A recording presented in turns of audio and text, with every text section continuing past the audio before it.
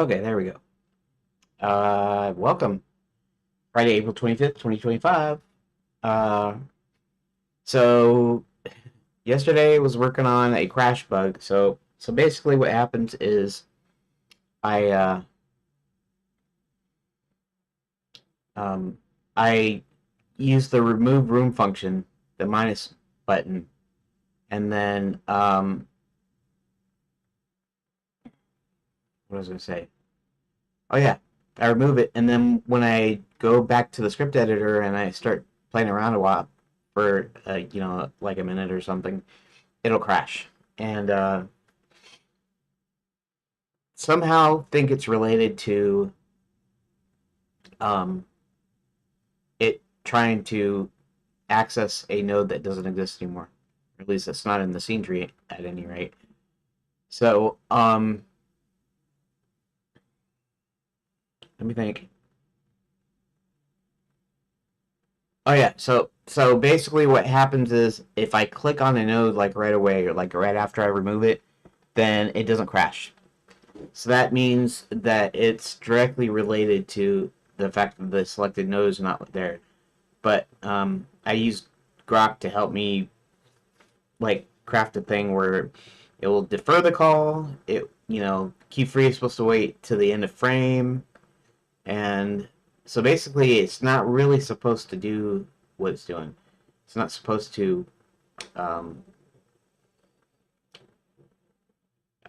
it's not supposed to access anything the way it's set up. So I don't know if I'm gonna try today. I'm gonna try running the project in Godot just to see if it's a Godot versus Redot thing, which I don't think it is. I think it'll probably be the same thing as Godot because this is a direct fork off of it. So it's gonna have whatever problems Godot 4.3 had, and you almost could say that it wasn't as much of a problem because maybe a lot of people aren't using tool scripts quite as much, right?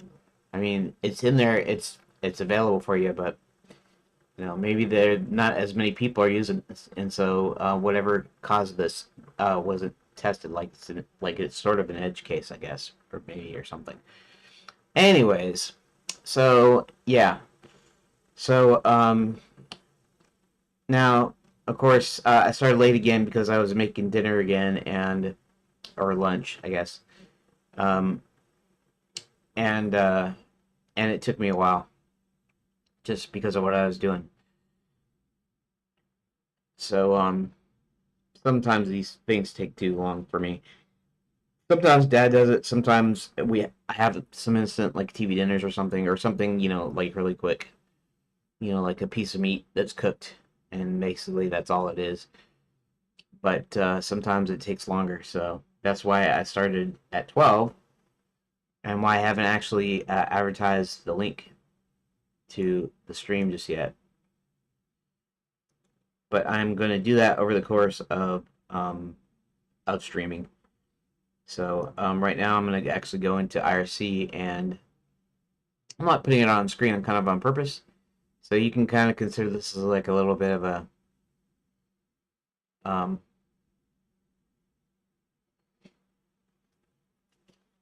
figure this is a little bit of a intro, I guess. So yeah, it looks like I'm not gonna. This will probably go into next week. Even if I fix the bug today, um, then I still need to get on to the visualization part, which is showing the doors. The other thing I'm going to do probably is I'm going to change the parent or origins. It's actually called origins now in the room origin, uh, but it's called parent in the JSON. But I'm going to start putting that in an array so that you can have multiple parents. So that way I can have loops and stuff. So yeah. Anyways, that's about it. And give me a quick second while I paste my stream links into IRC right now. And as we go along, I'll go ahead and submit them to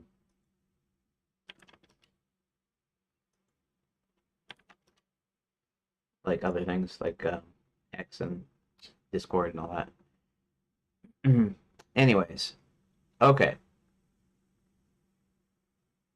I go ahead and start Discord and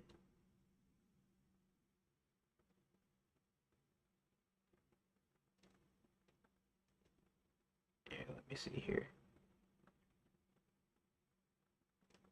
Got somebody pinging me in game dev on Redot. Games from Scratch has a new thing. He always has a new thing. Wait a second. We got a bunch of new stuff here in Discord. Hold on just a quick second. Okay. And right there. One new mention. Announcements in gamedev.tv. New course or something from gamedev.tv. And I don't really care. Let's go back to my thing here. My thing. All right.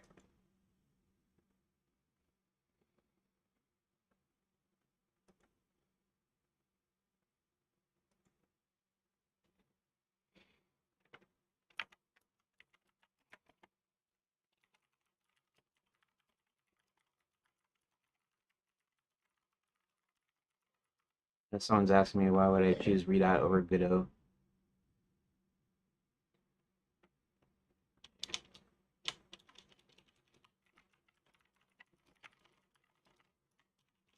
Except Redot is still based on 4.3, and I think Go is 4.4 now.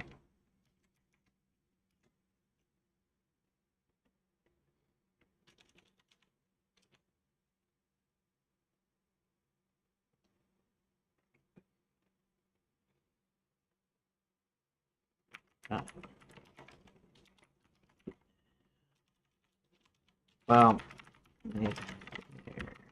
share of drama, but really I'm just talking about the welcoming of everybody and the only focus and the community only focuses on games.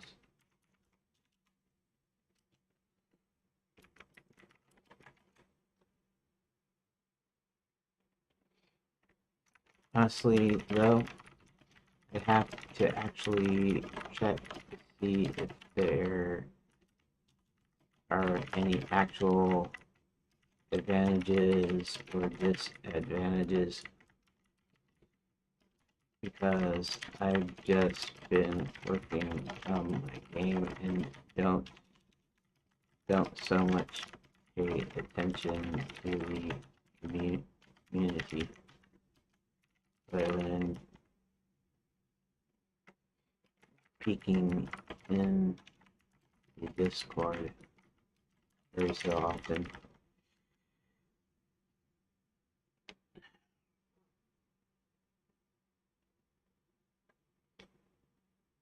Okay, let's disable that. Oh, pardon me. Alrighty. I'm sure. Okay, so let me just go ahead. I'm gonna go ahead and put Discord over there. I'm gonna put RC over here, and I'm gonna put this off over to. Well, I gotta shrink this down. Hold on. I know you're not seeing anything here. It's just yeah.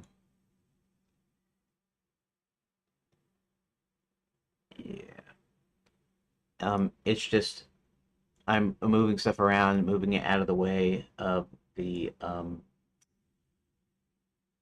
screen basically. On YouTube, I search for Redot Engine, and it is the I saw it everywhere I came to greet. Welcome to the channel. I can't really tell what your name is by it looks like what, maybe Russian or something. So you can tell me your name I don't know, in English, I guess, or it wouldn't be in English necessarily, but it would be, you know, because I can't read the writing. That's all. But yeah, yeah, I post the links to a bunch of places as far as the using Redot, and right now I'm using Redot. Alexa, okay, that'll work. Yeah, it's just that the language that's written there, is whatever your nationality is. I'm assuming Russian, but it can be any one of those countries over there. But welcome to my channel. In fact, I'm about ready to switch over to my desktop, so give me a quick second. I'm actually trying to track down a bug in my program that's causing the Redot editor to crash. And uh, so what I need to do is Serbian. Okay, quite similar to Russian. Okay, that's cool. You know, I don't know too much about geography over there, but um, anyways, well, welcome, Alexa. Um, let me get to. Actually, if you're curious, I can actually just go ahead and show you what's going on here. Let me fire it up, and I don't know you actually how much you actually know of the Redot engine, but here, let's switch to desktop. Okay, so basically, I got the plugin that adds these three buttons. This save room data is a button that saves all the rooms. This will add a room, and this will remove a room. And then I actually delete it when I hit save room data, so that way you don't accidentally delete it. Or thank you. Yeah, I do use Redot engine. I did use Godot engine for a few years. Yeah, right. Um, so yeah, should be somewhat familiar to you. In fact, what I'm going to do today is I'm actually going to run this in Godot to see if it has the same problem, which I think it will because the version of Godot I have is 4.3. It's not the new 4.4 one yet, but 4.3 is it's a fork of it, so it should have exactly the same bug. Anyways, so this is yeah, let's move this guy over here. So this is actually okay. So I don't know if you probably don't know about my project even really exactly unless you watched a few things or whatever. But basically it's going to eventually be a point and click adventure game. But I'm doing this in phases, and I'm starting with a very basic version of a narrative game, story based game, right? Choose your own adventure, if you know what those are. Sometimes they're called game books, but basically, Choose Your Own Adventure was a book where you'd read and then it would tell you to turn to a page. So you'd make a choice and you'd turn to a page, and eventually it would lead you to either a bad ending or a good ending, depending on what it did. Or sometimes it would do a backtrack, so it would do loops. But so my rooms this is my first time seeing the project. Okay, that's cool. Um, So my rooms are actually just in fact I'll go ahead and run the game for you too, the actual game part.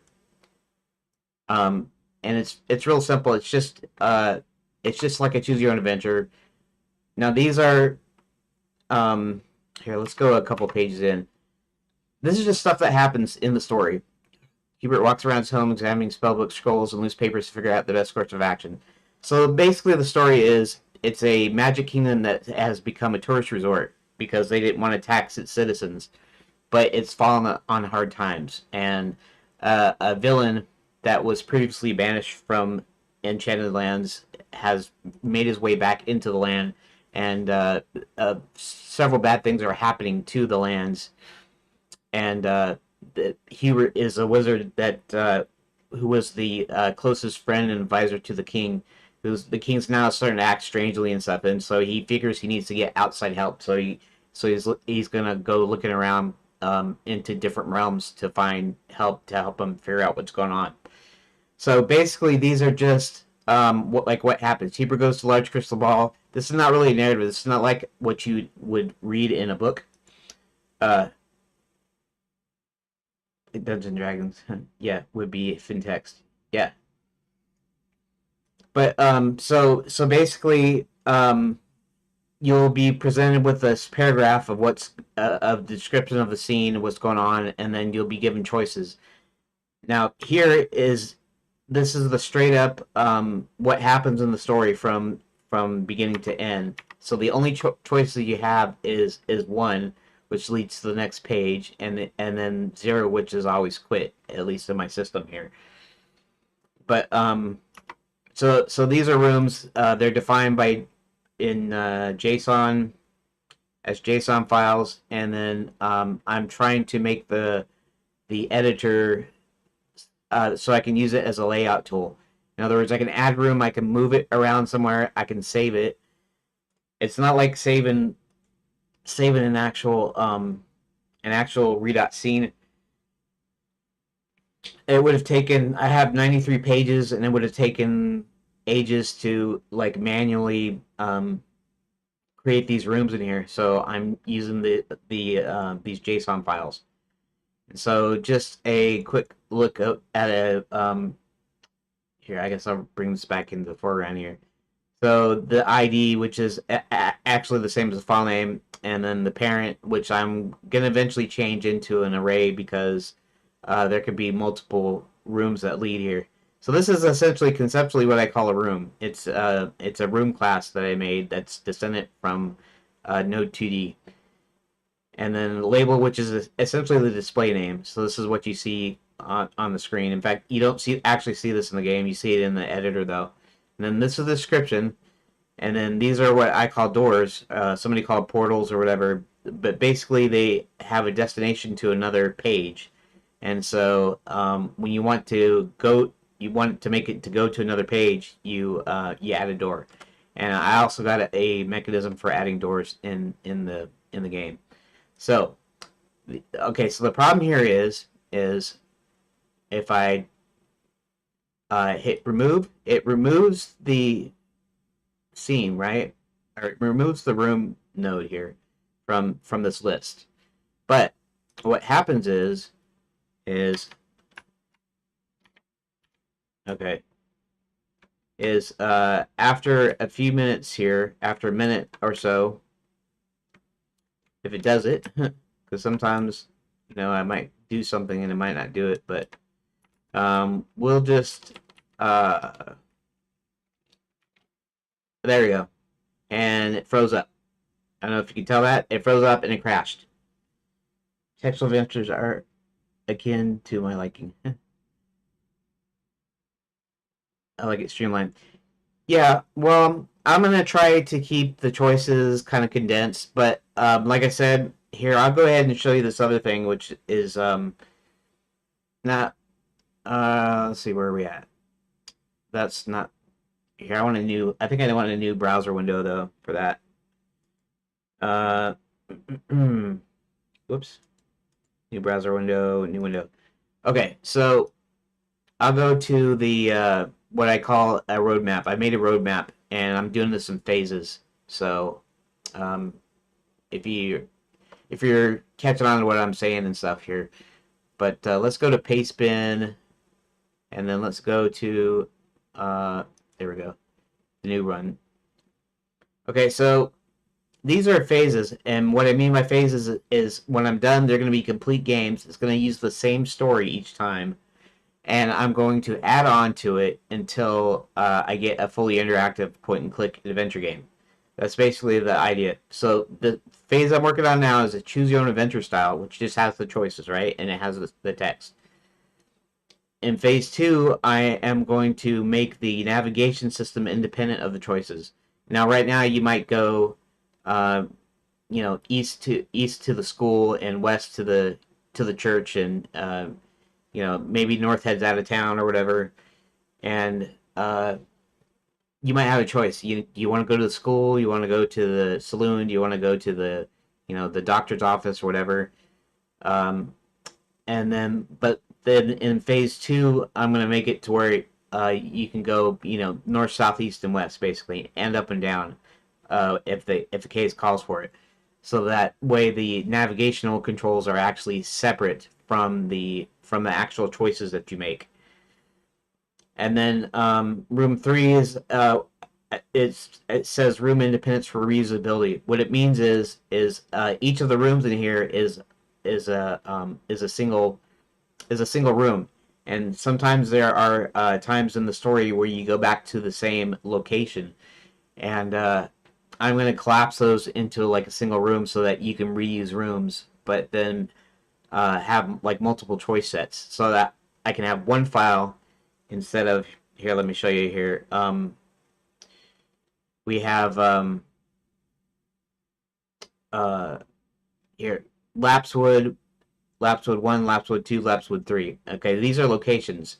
The 008 Lapswood is a forest in my game, and that's the name of it. And these are all because they go to the same location, but they're different pages. I have to do different pages just because a choose your own adventure game just goes forward and it goes on to branching paths. It doesn't it doesn't do like a regular adventure game, like a regular text adventure or a point and click adventure. And I don't know if you know about the old King's Quest games from the 90s, and then some of the early LucasArts stuff like Monkey Island and any of those. You probably do, but you might not, depending on where in the world you were. But so in a regular adventure, you have a single room, and then you can go into it, and it usually has a state. In other words, if I have a light switch in a room, and I turn the light switch on, and I leave the room, and then I come back into the room, the light should still be on, because it saves the state. But this is a choose your own adventure, so you don't really have that. So if you turn on the light switch, you have to have another page if you go back to it, and it would still be the same room, but it would be the room with the light off. And so that's why you'd have like multiple pages. Okay. Um, I kind of well, you heard of Sierra Online?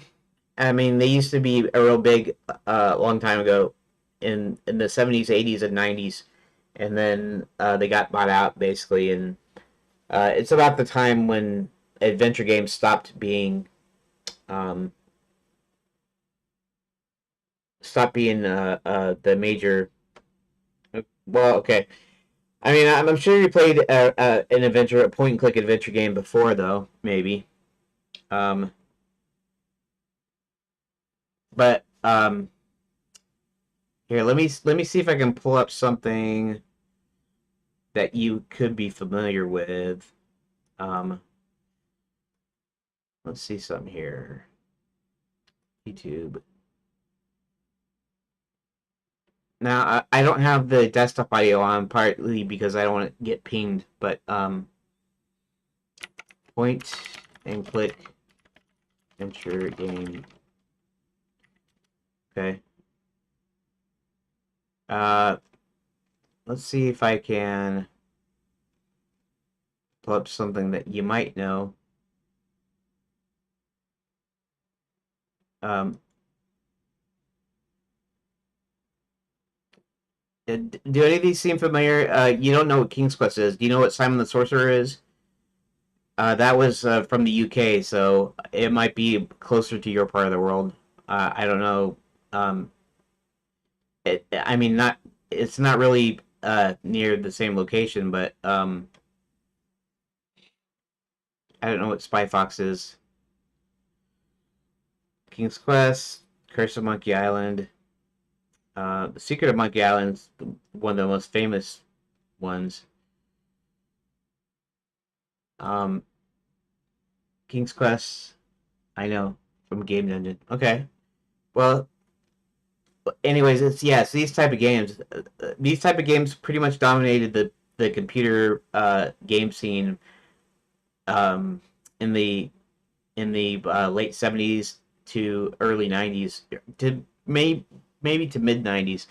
That's when they started dropping off because Doom came out in like 1992, I think, and so everyone swayed over to like 3D games, and so these other games kind of fell out of favor partly because they were starting to get like really huge budgets. Yeah. You should go ahead and go on to YouTube and just look up adventure game, point and click, um, and you should be able to get a sense of what those kinds of games are. Now, of course, the choose your own adventure is completely different. I wouldn't say completely different, but mostly different in that not only is it just text, but it's literally just picking choices and going to different pages basically. So there's no interaction and stuff in that. Okay, but so I'm deciding to do this in phases. Okay, so this room reusability. So if you're making an adventure game, you have a room that you go into, and it's got a state. It's got inventory items that you can pick up, and it's got maybe switches and buttons and things, and stuff that triggers stuff. And so you have one room. You don't have multiple rooms. But in choose your own adventure, they're just pages. So it doesn't have any state saving. You know, it doesn't have an inventory and stuff, and unless you like kind of make it like that. But phase 4, I'm gonna have multiple player characters because there's several characters in my game, in my story that they all have kind of their own quests to go on that kind of overlap and kind of meet up with the main story. So I'm gonna allow you to be able to switch in between characters so that you can um, play each of their storylines. You should try to go, and in fact they did a remastered version, I think, of Day of the Tentacle.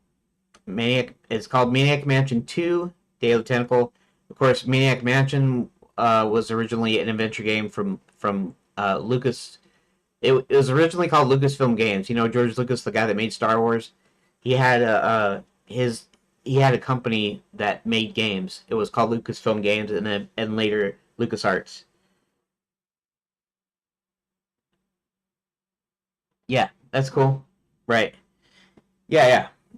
And mine too, really. But I haven't actually played a lot of games in years now though, because I'm like way older and I got stuff I have to do, and so I can't really invest the time that I used to get to invest in games. But they're still, yeah, those are my kind of games, adventure games basically. And not RPGs. I've never been an RPG guy. RPGs are different in that first they have the stats thing. Secondly, they have the side quest, which doesn't necessarily have to intersect with the main story. So, in other words, usually they're either completely bypassable, like you can completely not do them, or you can do nothing but side quests and not go on the main quest sometimes. And then, of course, usually RPGs have some sort of a battle, whether it be turn-based or real-time. Um, and adventure games are strictly story-based games. RPGs will have stories, but sometimes they have this extra stuff in there. And I'm not really an RPG guy, but I love adventure games, text adventures, any kind of adventure really. I'll pretty much almost. The closest thing that I come to like in an RPG, and it was because it was an RPG adventure hybrid, it was called Quest for Glory.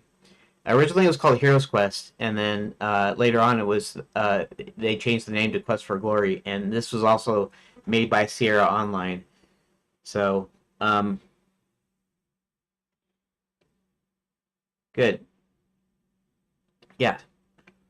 And RPGs are cool. I mean, if you're into RPGs, that's fine. But it's just I'm not. I'm just on the branch that's just I'm more on the narrative kind of side. Okay, so in phase 4, um, Now, each of these phases means I'm going to have a complete game. So when I'm done with phase one, I'm going to go and I'm going to take the existing code, existing story, existing choices, and then I'm going to change the way you interact with it by separating the navigation system, and then I'm going to change it again by changing kind of the way rooms work, even though it won't be much different than this. But yeah, it's one of the few more famous ones.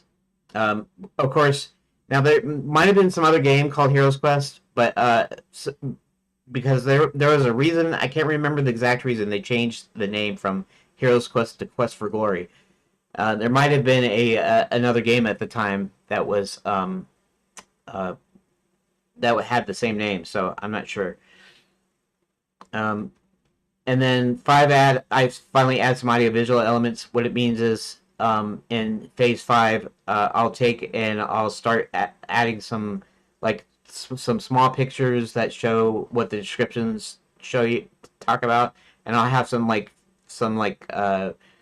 public domain or Creative Commons or basically free music for background music. And then I introduce a parser, and a parser means it changes it into regular interactive fiction or what we used to call text adventures. So basically, a parser means you'll be able to give it commands like go north, pick up, you know, get lantern, open door, that sort of thing. It'll take commands that you type in. Anywho, that's kind of the overview of it, and I've got a bunch of phases here because I have different deals that eventually transforms it from a choose your own adventure to a fully interactive point and click graphic adventure. Meaning it's got full graphics on the screen. You use your mouse, you click on it. I might leave the text parser in because people still like playing using text input even if it has graphics. So okay, so now back to what I'm doing today. Today I am going to see if I can reproduce the bug in Godot. So what I need to do is I need to go to Redot projects, and I think I just need to copy this. I'll copy that. I'll go back up here. We'll go into Godot, and I already have this in there. And um, let's see. I'm going to go ahead and just hit paste, and then I'm going to duplicate, skip, merge.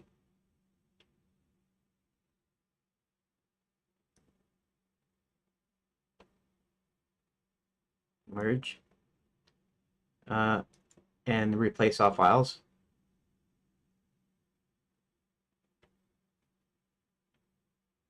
Uh, maybe that's because I have cancel. Uh, it's not running, so I don't know what the deal is with that. Delete. Paste. Okay, and everything's in here, right? Okay, good. Yeah, I don't know why it had a problem here, but that's okay. Let's go ahead and run it. Let's go ahead and open it. And it should have the same problem. So we'll see. In fact, everything is pretty much the same except for the color is blue instead of red. Um, okay, so I gotta do the same thing. 2D. I select it. I hit minus. Okay, that's fine. I go back to script. And I'm sure it's going to do the same thing, so we'll see here. I gotta play with it just a little bit. And if it doesn't, then this is something related to Redot specifically. I guess I'll probably have to do something that will type in. Oh, I think it did it. Yep. So it doesn't get a which to me is a good thing. It means it's not Redot. It's not Redot. That's the problem. Um, so I'm still kind of unsure of what the problem actually is, but I've been using Grok to kind of help me figure stuff out. I might have to use some other AI like ChatGPT or something, or maybe I should sign up for one of those ones that are specifically for coding. So I'm not really sure who to use exactly, but let's see here. That's not it.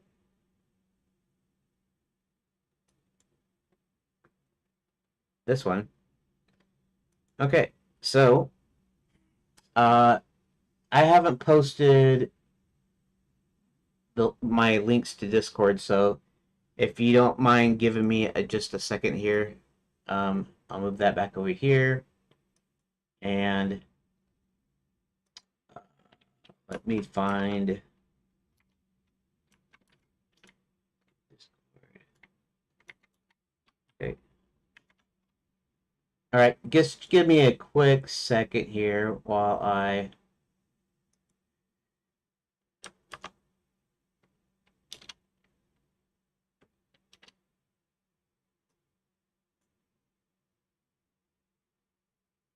Let's do it. Shift.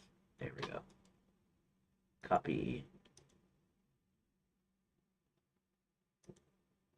Control tab. Here. Control V. Here. Tab. Control V. Enter. Control tab. Control V. Enter. Control tab. Enter. I'm just pasting the link to my stream in Discord. Control V. Enter. Control tab. Control V. Enter. Control tab. Share your work. Control V. Control tab. Control V. Enter. Okay. So now the next thing I need to do is, okay, so new day today. I just ran it in Redot 2.3 and it has the same crash. So it's not related to Redot itself.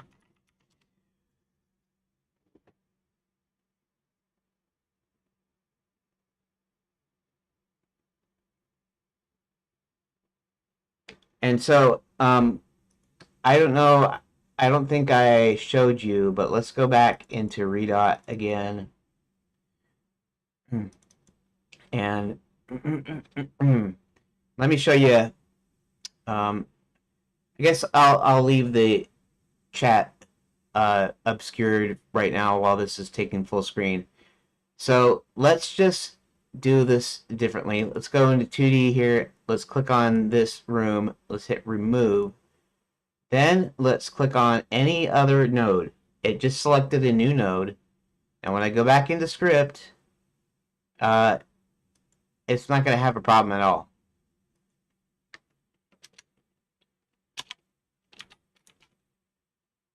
Right, there's that. And if you don't know what I'm doing here, I am adding a few block characters like I would use in C or C++ or C#. It's the opening curly bracket, and it's the curly brackets basically that show that surround a code block. But GDScript is based on Python, so it uses indentation instead of actually code blocks here.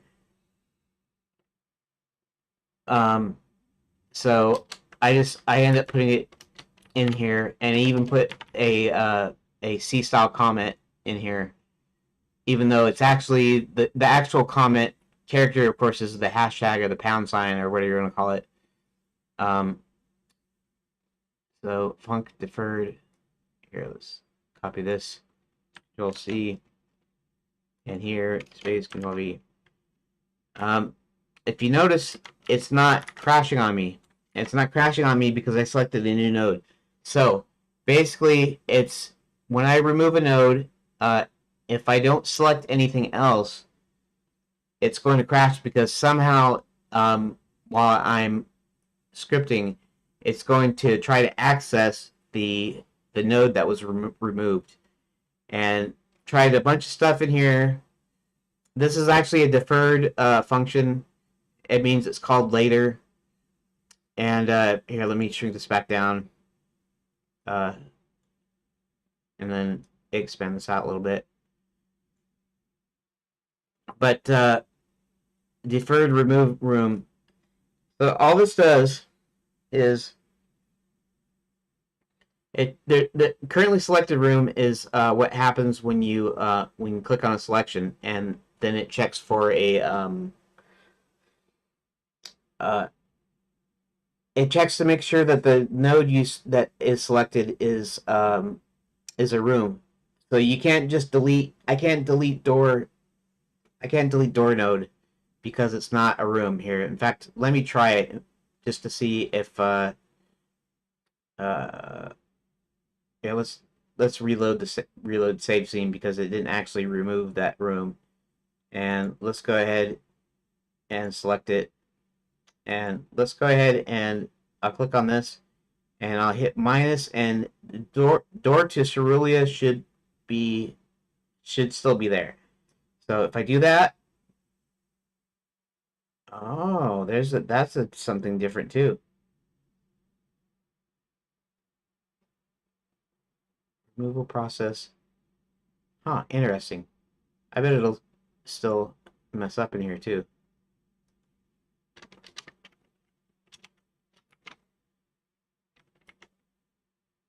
See, yeah, it's still messed up. Okay, so I had a thing for that wouldn't delete the room if you select it, if it wasn't a room that was selected. So there's something weird there too.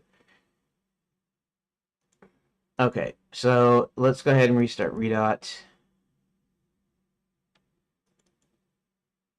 Go ahead and re-minimize that. Quit doing that.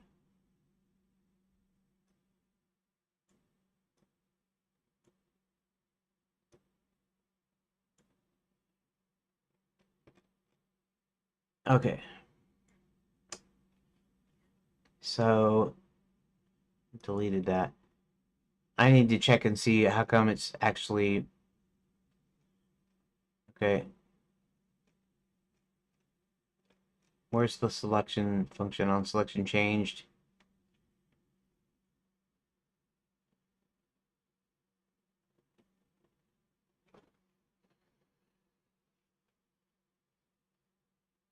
So that's another weird thing. It should not be able to remove anything if it's not a room node.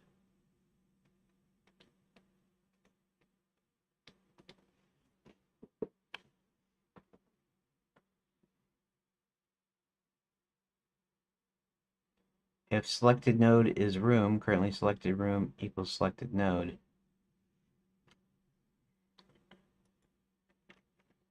Print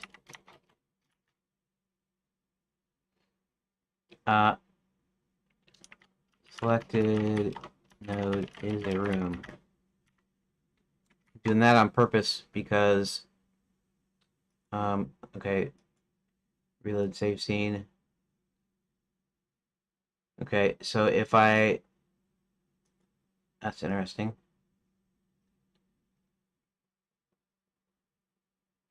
Now, what if I hit minus again?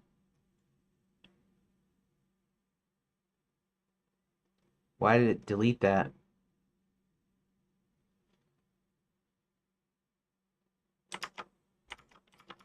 Let me go back to script.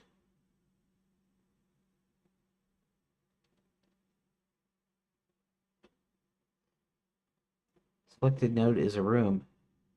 Why would it be? That's weird because it shouldn't do that. The node is a door. It's not. That's interesting.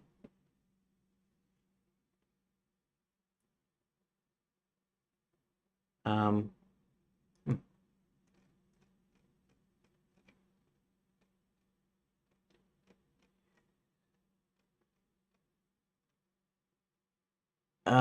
You just copy the project folder, enabling the plugin testing.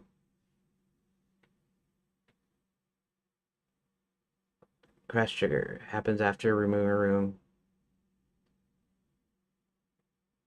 Key observation: crash is prevented if you select another node. We've tried clear the editor selection before remove, prevented signal reconnection. Disconnect, select, and change. Latest finding: the crash occurs.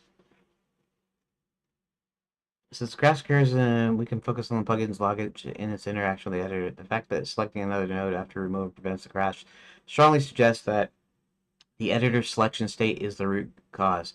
After removing a room, the editor's internal state might still reference the freed node, and editing a script triggers a refresh that attempts to access this invalid registration causing a crash. Let's revisit the removal process in the editor state to identify what we might have missed.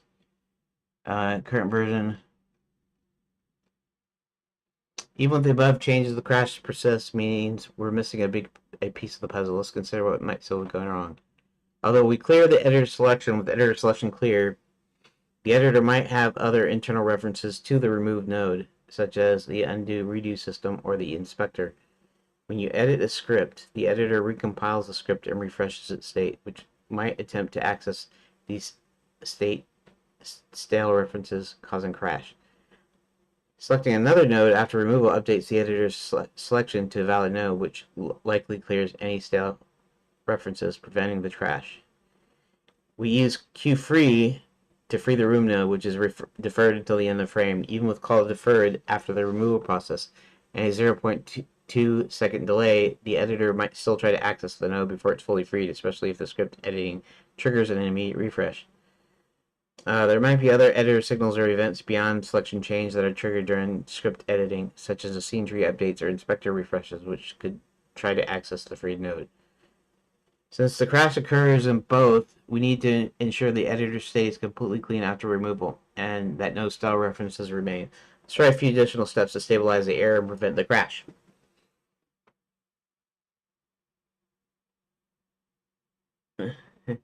Well, I mean, they do help.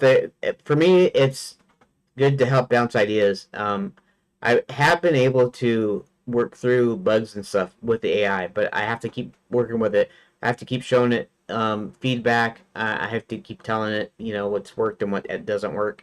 Eventually, it gets there, but yeah, they're really not. They're not quite ready for prime time just yet, but they're pretty impressive what they can do so far. And it's only going to get better from here on out. So, like somebody said, this is the worst that it's ever going to be. So it's only going to get faster, more efficient, able to understand you easier, better, faster, that sort of thing.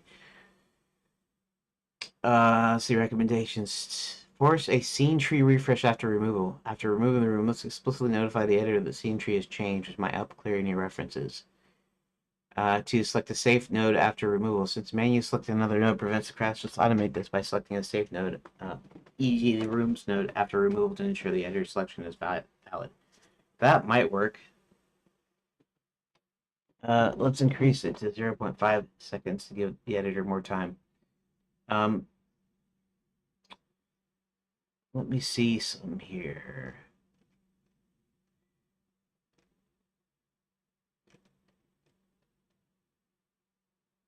Updated map of these.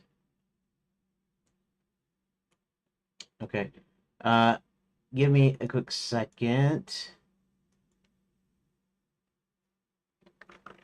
So, I've figured out that this crash bug happens in Godot as well. So, it's not a Redot thing. I'm typing in Discord here in the Redot Discord Redot discussion channel.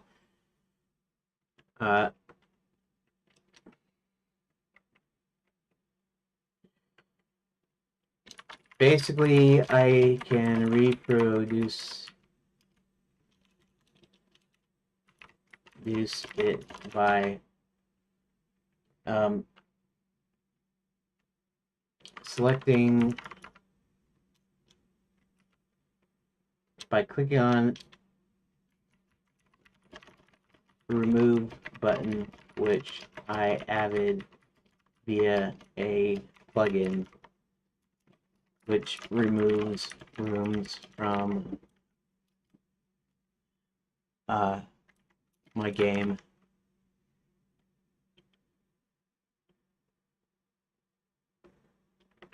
Removes rooms from a special editor scene.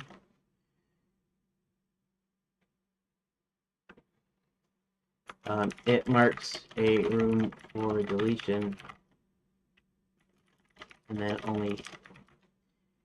only removes the node from the scene tree, and then it will crash if I start to edit any script, meaning it takes a minute or two to refresh or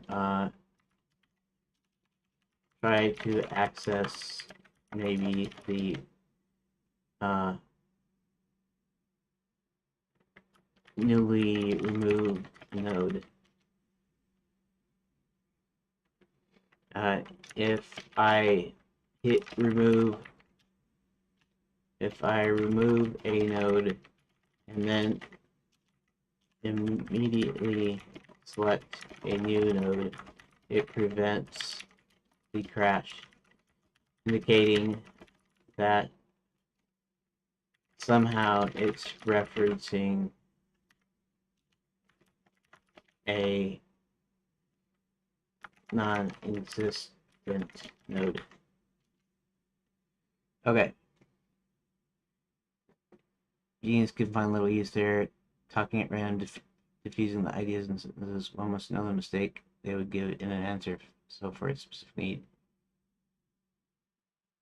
Yep. Yep. Eventually they're going to get so good that you'll just, it's like you'll tell it to make a game exactly the way you want it, the type of game that you want, you know, and it'll just do it. Or a movie.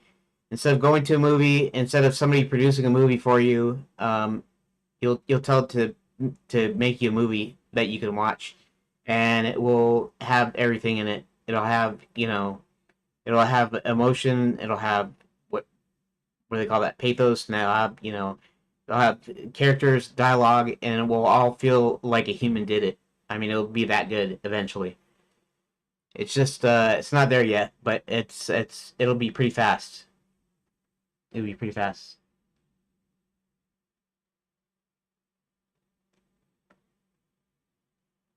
So okay, so now. Hmm.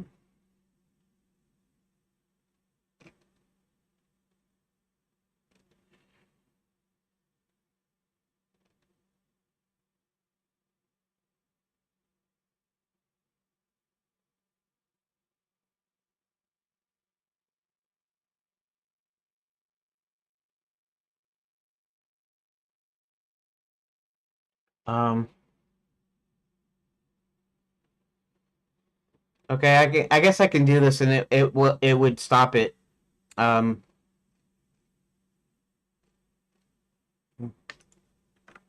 Could we um. Could we do this without selecting a safe node? Because that almost certainly would stop it, but that wouldn't really tell me how to get it to stop.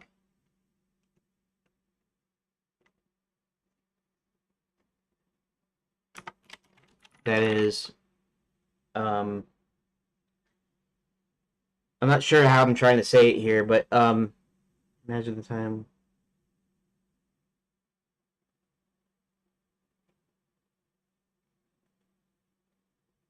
Yeah, yeah, well, yeah. I mean, I couldn't believe that that's what's going to happen, and I mean, to me, I'll be fine with it, I guess. You know, I don't actually have a job in the games industry or in any industry really, so I guess I'm not really feeling the I'm not really feeling the thing about losing my job or something because I don't have a job there. To me, it'll be pretty cool to be able to I'll be able to I'll say I want to watch a western and you know or I want you to combine this movie with this kind of movie and then create a movie based on the hybrid of those and it'll just do it and it'll be good. You'll watch it and it'll be good when you watch it. It won't be just like terrible, horrible, writing and stuff. It'll once it learns enough, it's gonna learn enough to be able to think like a human, but infinitely faster, I guess, more faster and better and more efficient and whatever you want to say.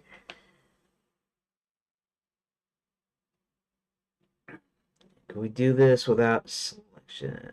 Uh, without selecting, because almost that won't really tell me uh, how to get it to stop.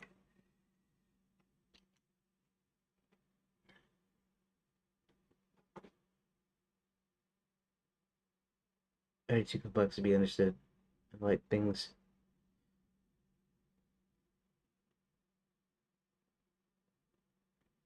Yeah, I suppose. Yeah,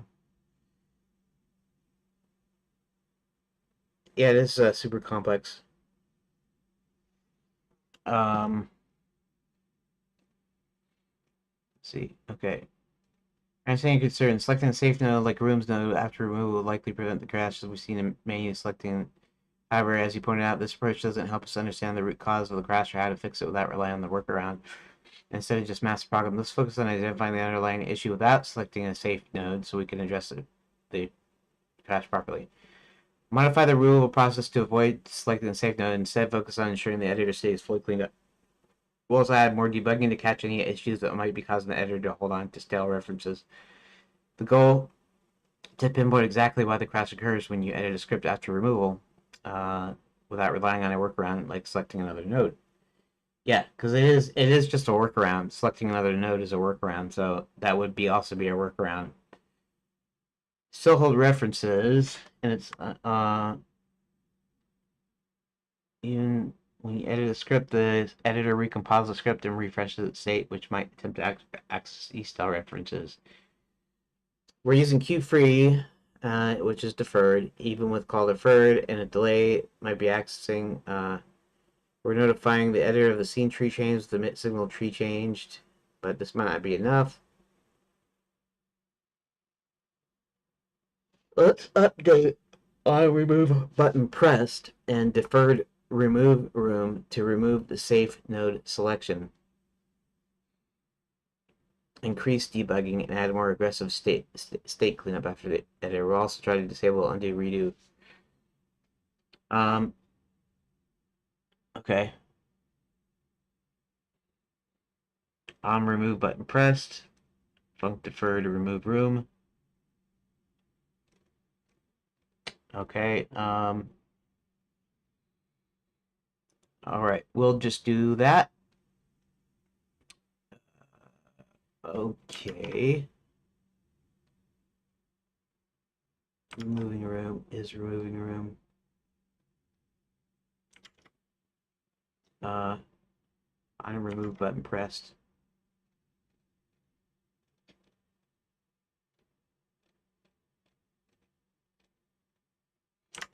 Okay. Copy.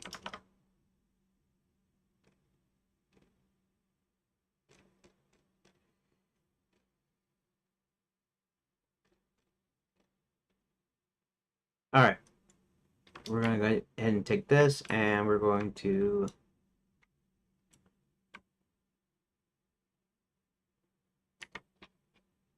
okay. Control V.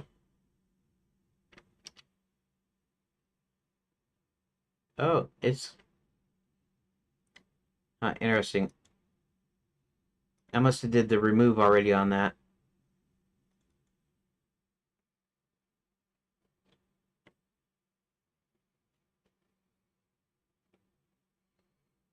So let's go to script.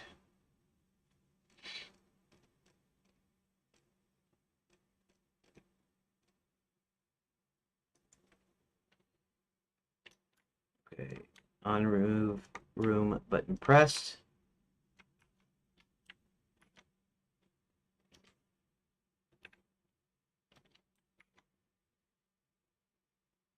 Okay. And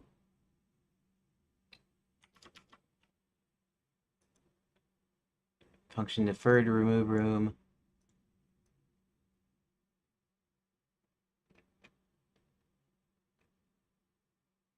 Func deferred.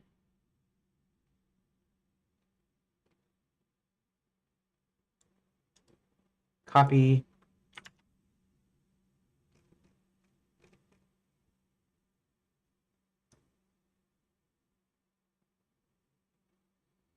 We'll go ahead and hit paste. Control S. Okay, we'll leave that in there. Save this, and then we will unselect and change.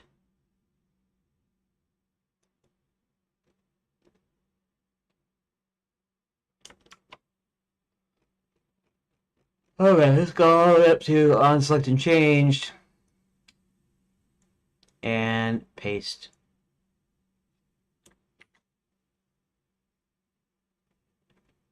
Okay. Update, continue testing. Uh,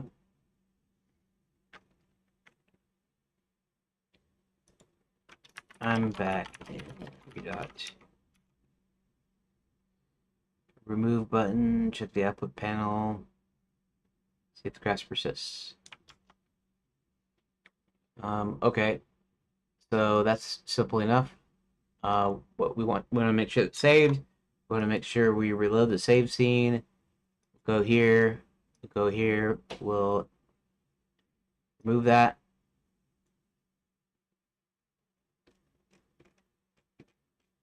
Skipping signal reconnection. Oh, that's interesting. That's a different way of doing it. Okay, fine. Let's go to script. Let's just play around in here.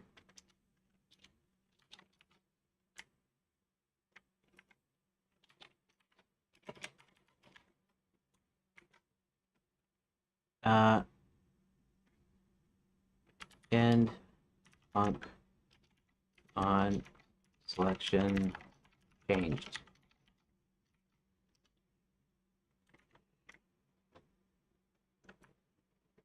So far, it actually seems to be working. That's interesting. So this reconnection, skipping signal reconnection, is now happening every single loop, which is kind of interesting.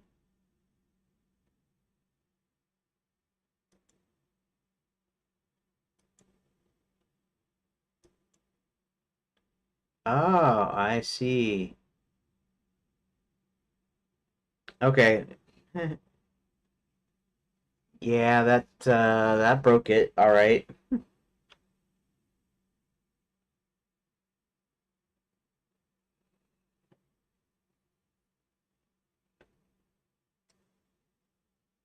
Huh. I'm sleepy. Um,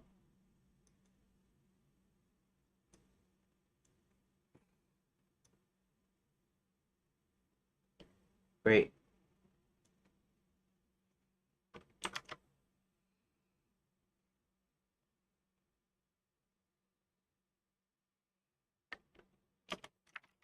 looks like what you did caused it not to remove the room node at all.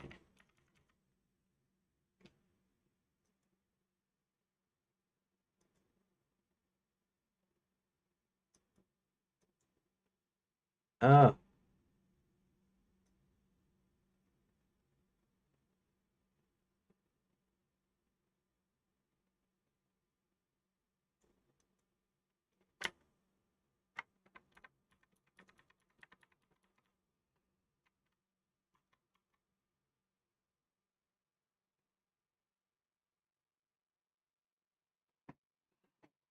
And I get this error.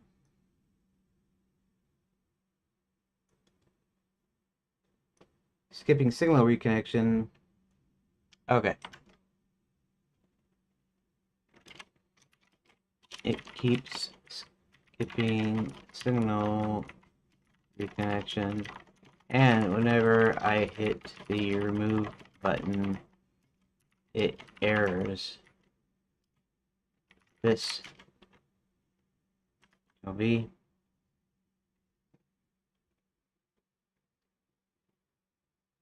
um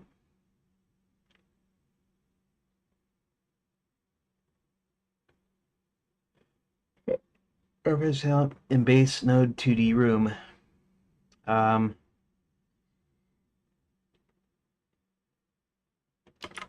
then continues show skipping signal reconnection.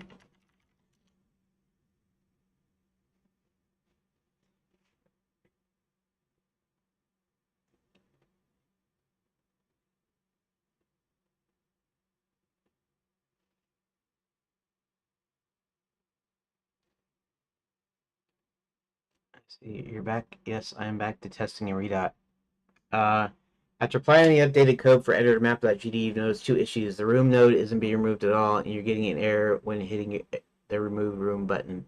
The error is. Additionally, you're seeing a skipping signal reconnection message repeatedly, which suggests the plugin's process function is detecting the is removing room flag as true and skipping reconnection. But this might be happening longer than expected. Let's address these issues step by step.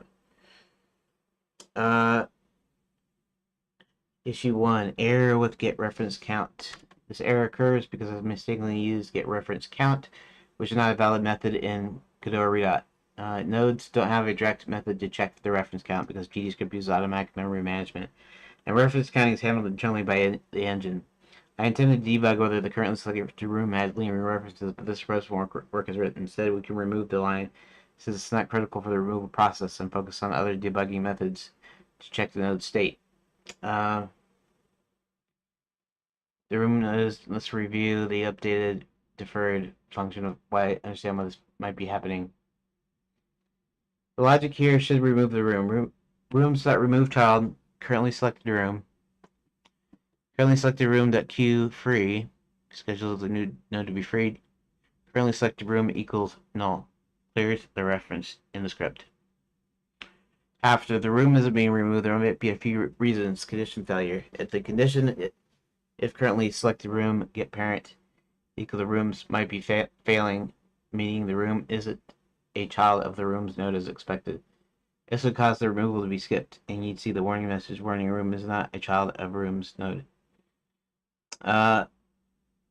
The editor might not be reflecting the removal visually due to a refresh issue, even though the node is removed from C tree. Room is not a child of room's node. Uh,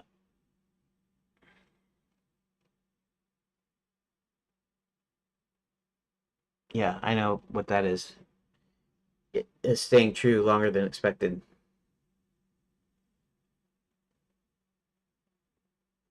Yep, that's right. That's exactly what it's doing. Let's fix these issues. Okay.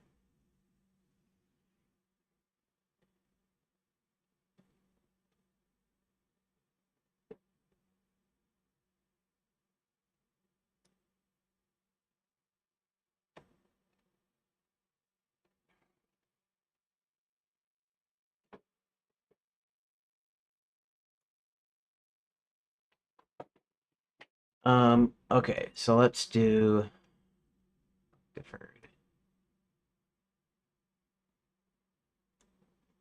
Actually, let's do func deferred first.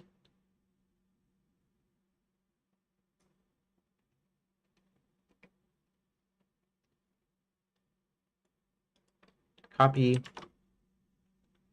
script.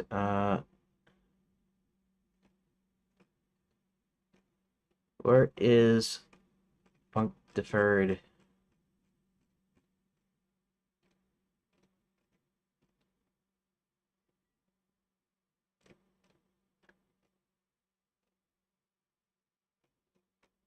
I keep on going past it.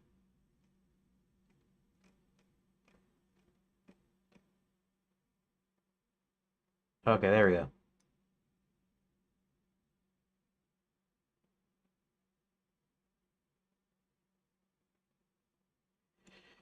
Control V. Control S.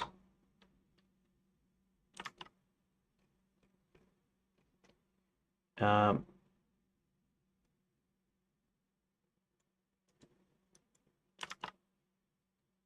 on remove button pressed.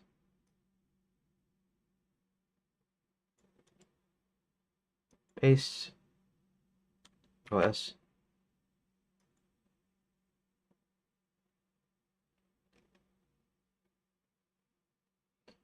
All right. Wait. Copy.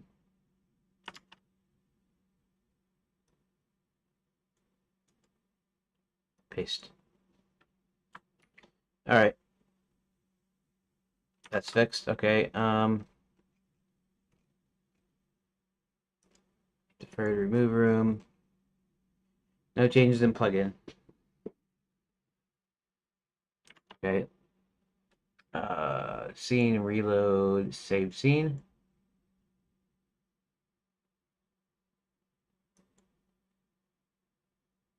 Two D. Okay.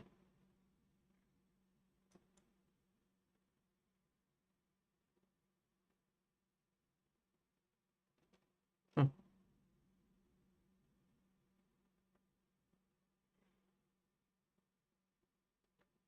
All right.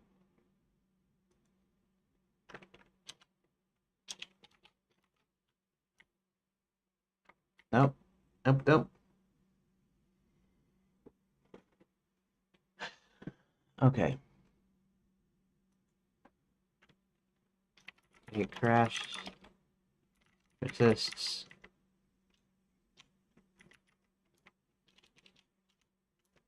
Persists. And skipping reconnect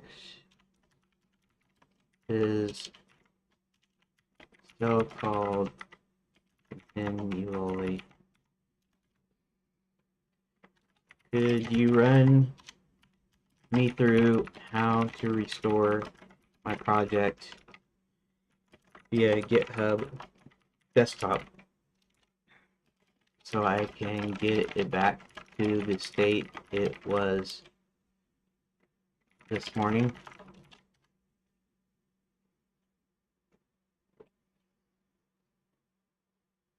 Now it's looking it up.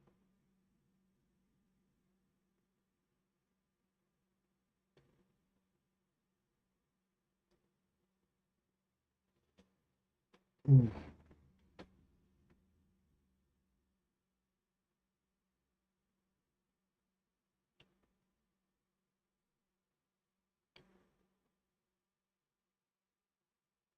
I don't want to create a new branch. I want to restore the existing branch.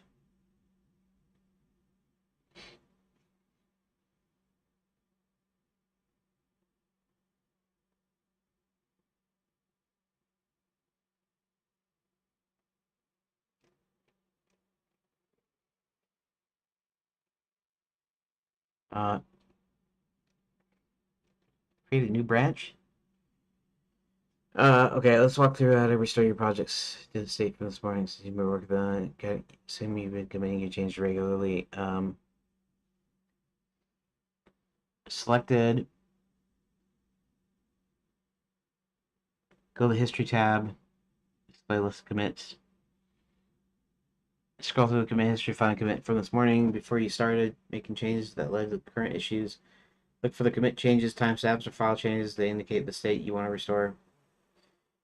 You committed something like morning backup or made changes earlier today. That's the commit you're looking for. Why would I want to create a new branch? Well, I like to restore an old one. It's the recent commits.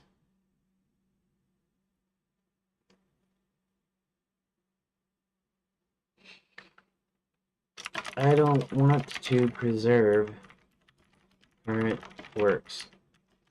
I updated GitHub desktop yesterday before going to bed. I haven't committed any changes today. I want to restore to that state that I saved yesterday. How do I do that?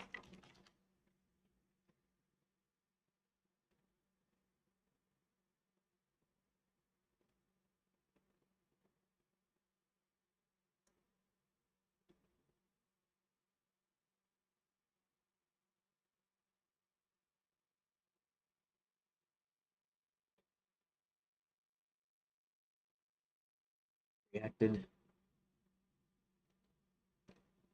Okay.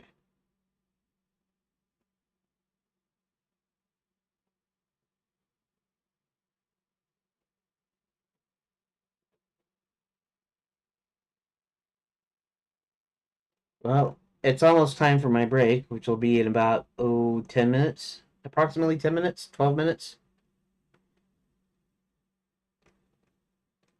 Okay, got it. You want to restore your project to the state it was yesterday when you last updated GitHub Desktop before going to bed. You don't want to preserve any of the changes you made today. Since you haven't committed any changes today, your local ROBs should reflect the state from the last commit yesterday. And you likely push that state to GitHub. Let's walk through the steps to ensure your project is restored to that same state using GitHub Desktop. Ensure is selected. This will show the commit history for your current branch. Look at the most recent commit from yesterday. Since you updated GitHub Desktop before going to bed, this commit should be the latest one in your history. List with timestamps. Right. Confirm the change. No change today. Since you haven't committed any change today, your working directory might still have uncommitted changes and other files we're working on. What's going on over here?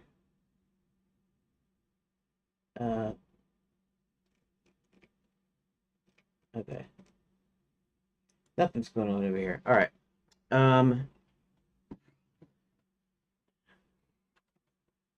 Right click on each modified file and select discard changes or discard all changes at the bottom to revert.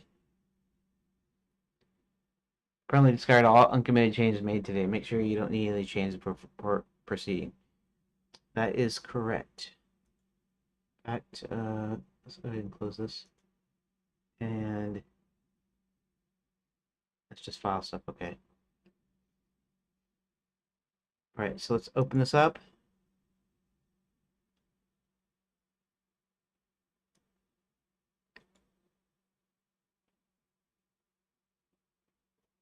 Changes.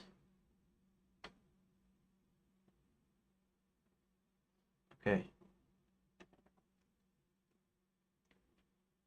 Right click each modified file and select discard changes, or click discard changes tab.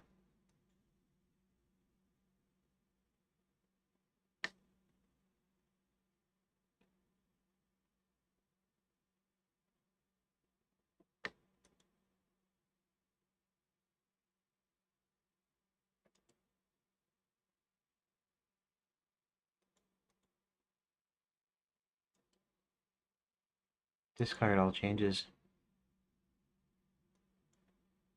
Okay.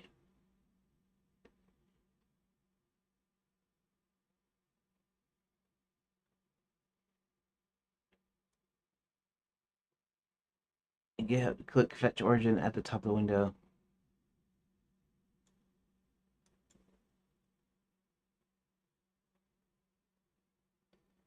Fetching origin. Okay. If you see pull origin, click it to pull any changes from GitHub. Unlikely to take a minute today. It's good to confirm.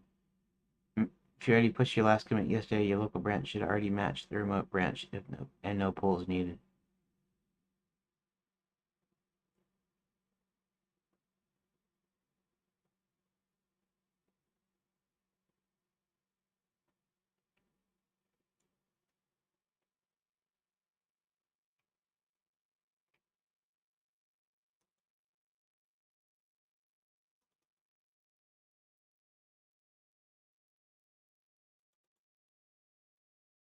Should have actually checked to see if I could.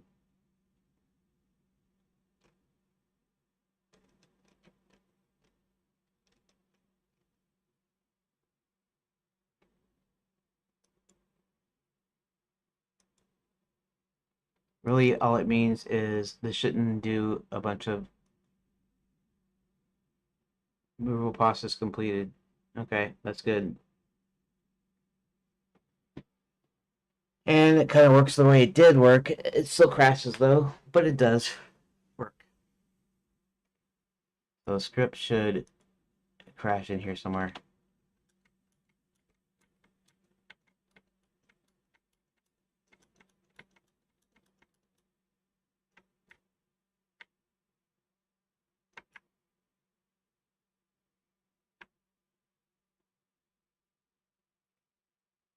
How long will it let me go?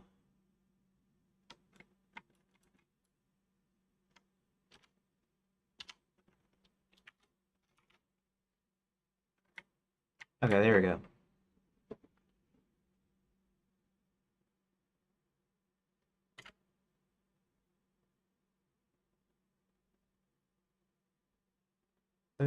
What did I... Oh, weird. Okay.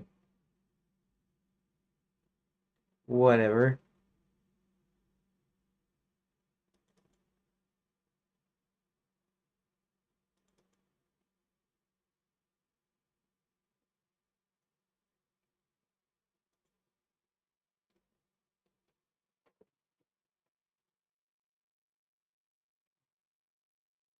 Well,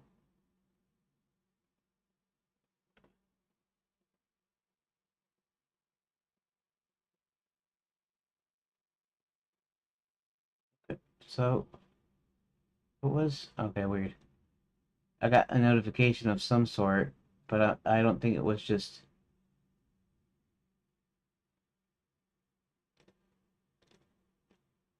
Okay, weird. Okay, that doesn't really matter anyways. Okay, so it's working like it did from last night. Okay. Thanks for dropping by, Alexa, and come in whenever you see me anytime. I'm usually on around this time still, so if you're still there, if not, then I'll see you the next time you pop in. Anyways, so yeah, thanks for stopping by and thanks for chatting. Okay.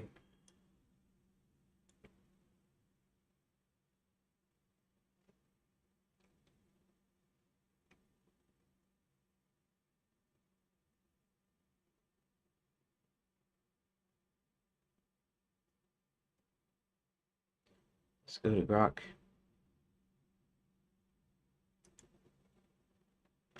I have to go on break in just 2 minutes. But as a quick question, what if I remove the door first and remove any child nodes first and then remove the room node? With that,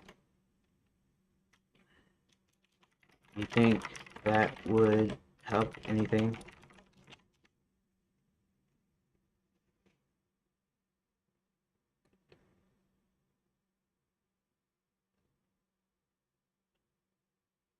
For the explorer, removing the child nodes of the room before removing the node could potentially help with the crashing readout, as it might reduce the complexity of the node tree being freed and minimize the chance.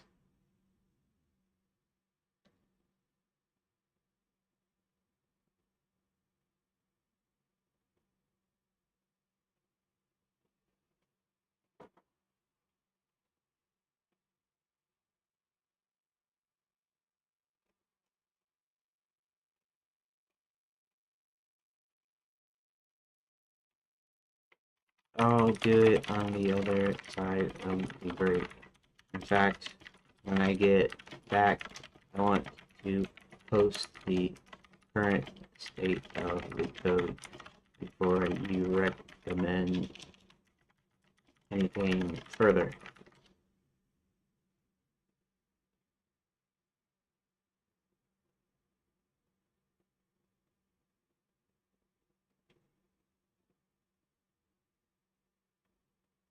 If I change, you return you to post.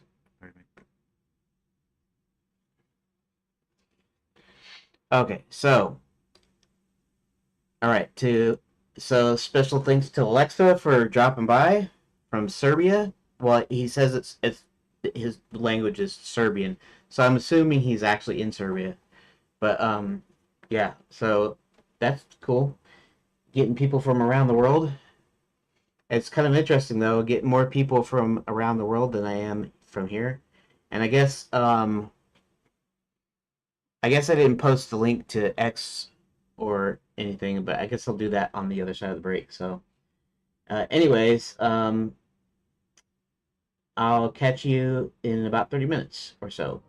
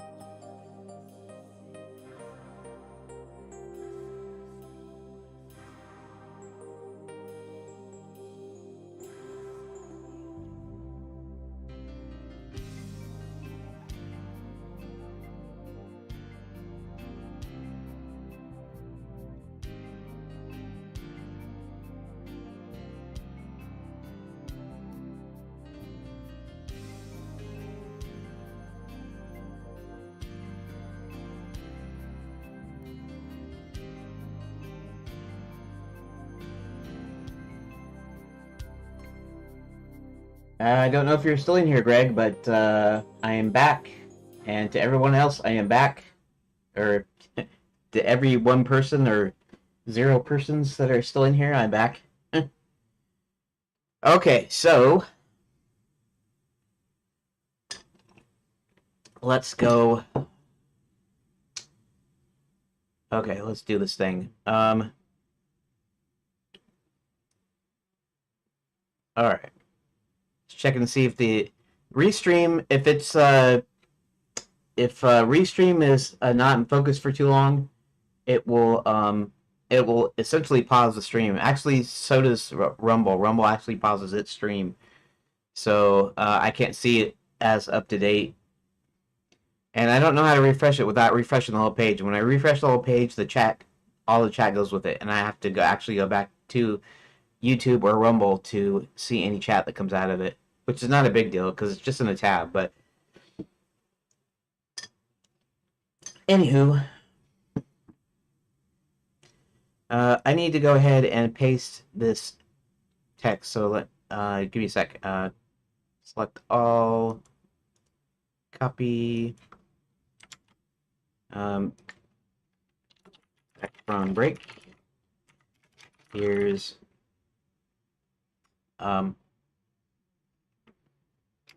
editor map.gd, Control-V.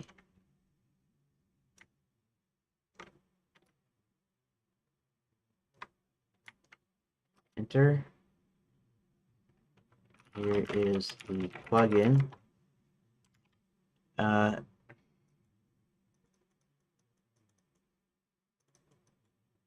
Select all, copy.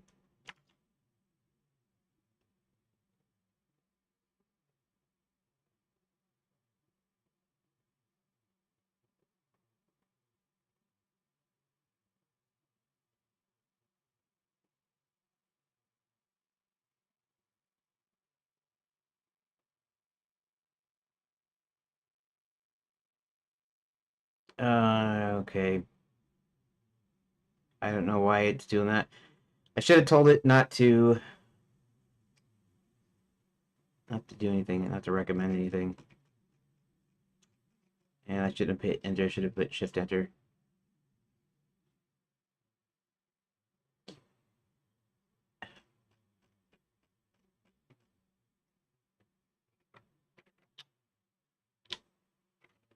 Let's try this again. I restored it to what it was from last night. Here is the one I am working with. Enter.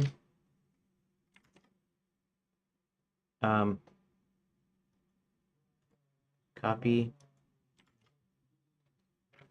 Enter map.gd.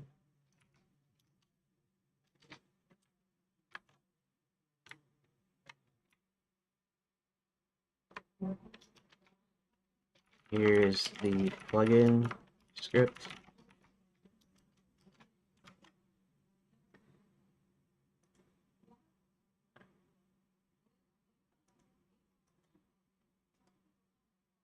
Copy.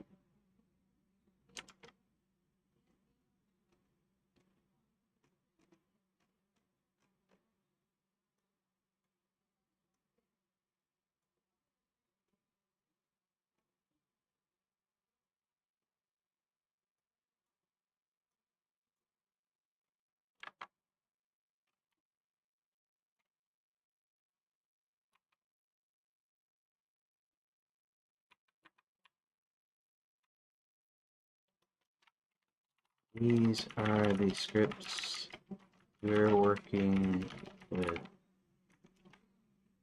Disregard previous scripts. Put these two I'm pasting right now.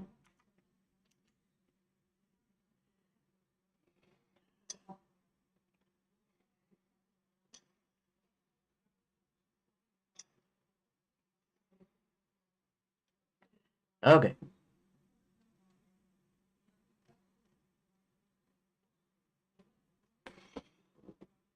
Thank you for sharing after your latest tips.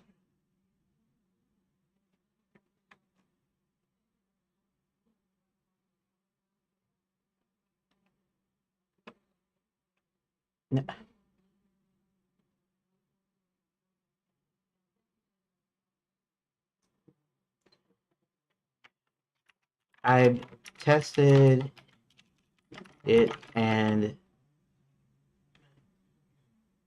no, this is the correct restoration. Quit arguing with me, Grok.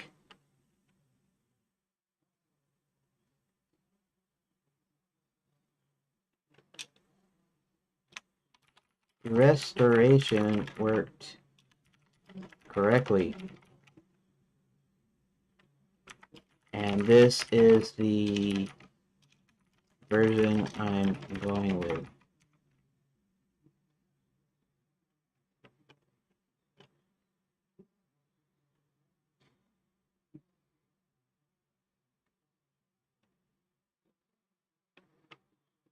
Alright, let's do something here. History.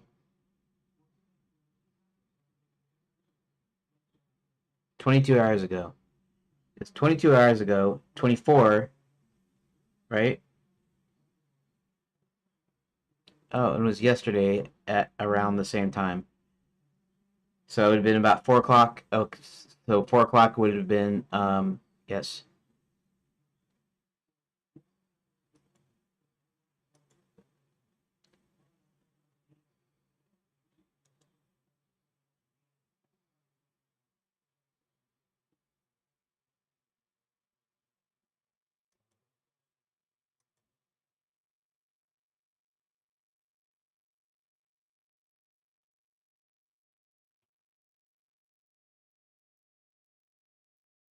Um,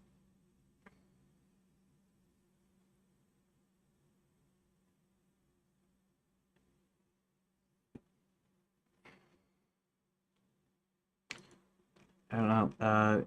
It looks like the right thing, but maybe not. Let's see what it says here to do.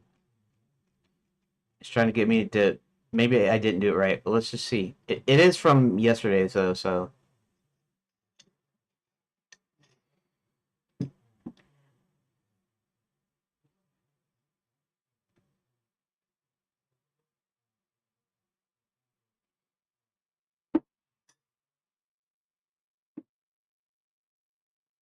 yes, that was what it was yesterday.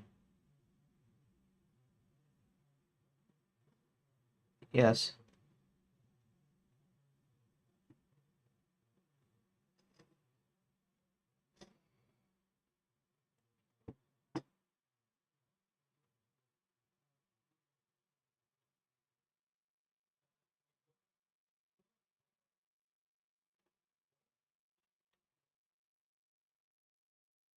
Should look like this.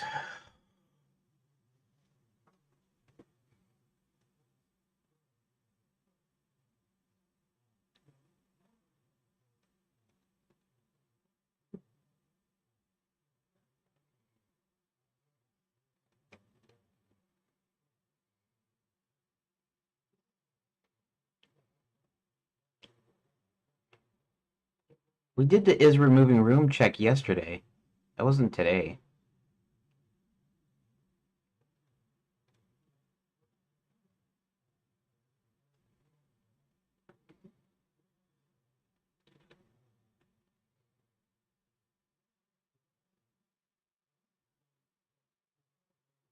The last commit, April 24th, which it was.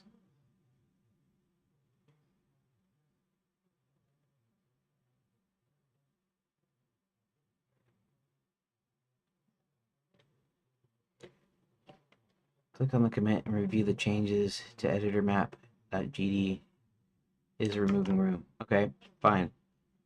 Um,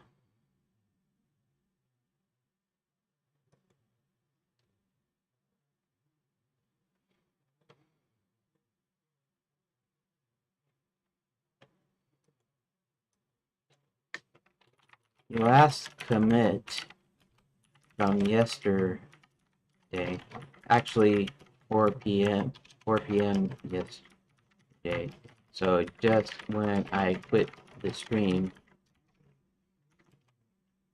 has the change to add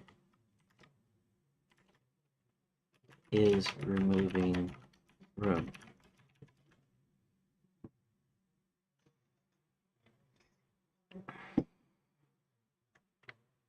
That was actually part of yesterday's commit.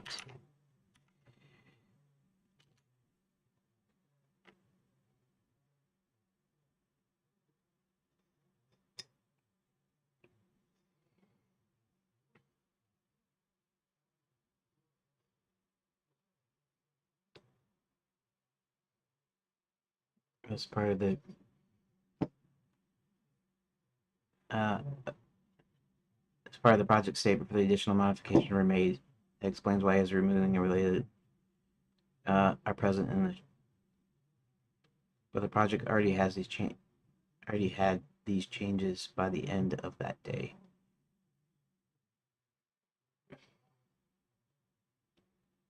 Expected.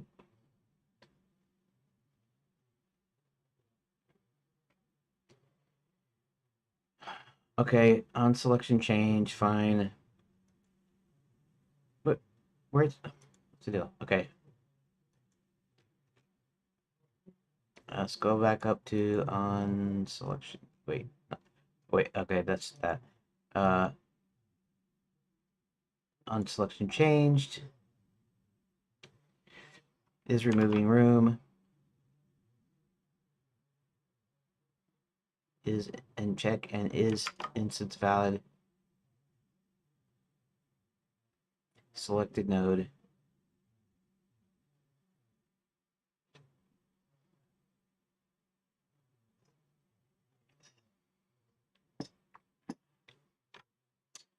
Yes. Include the call deferred.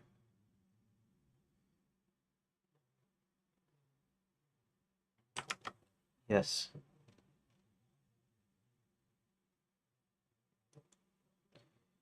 Now remove room button pressed. Already has call deferred. That's correct.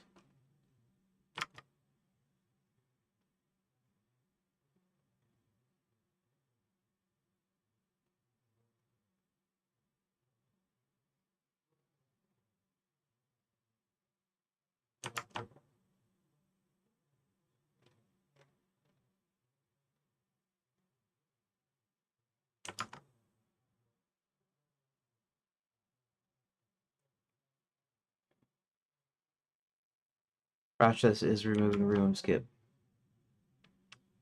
which does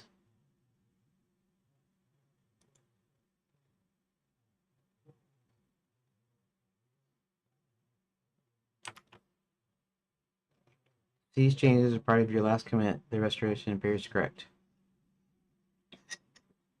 which has been causing issues. No. It's not.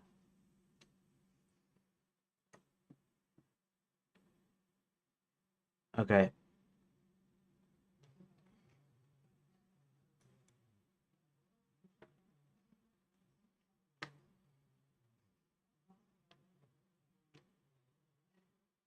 No, the skipping signal reconnection messages continually running was messed up, but it doesn't do that now. Okay. Let's probably change to remove child nodes before removing the room node, as we discussed before your break. This is a test whether removing child node prevents the crash without relying on selecting the safe node, since the current editor map already uses the deferred removal process.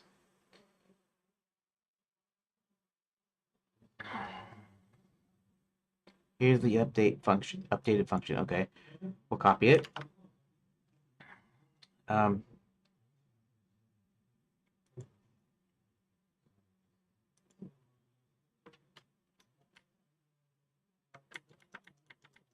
It's still pretty annoying here.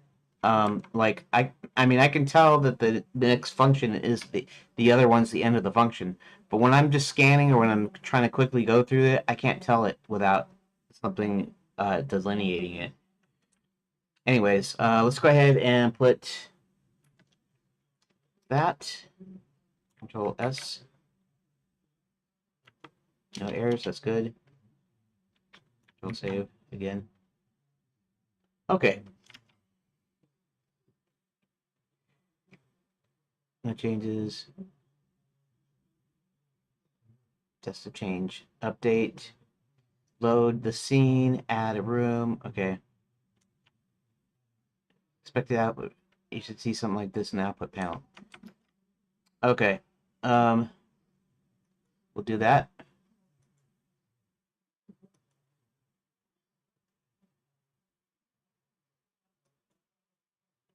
Okay. Let's go ahead and copy that, and then we'll go to the script, because it will probably, more than likely, isn't going to work, but, you know, just because it has, I haven't been successful yet, really, but we'll go ahead and yep.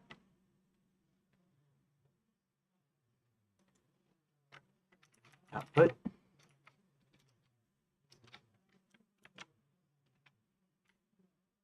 How come it doesn't? Okay.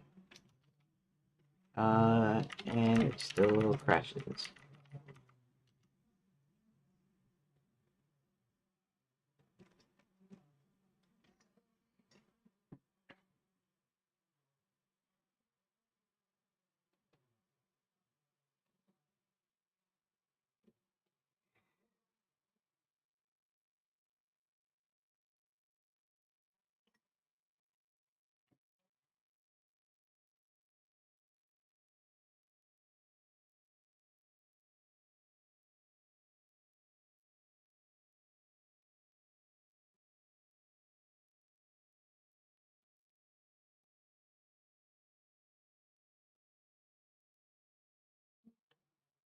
We don't happen to address the issues. Here's the output from our test.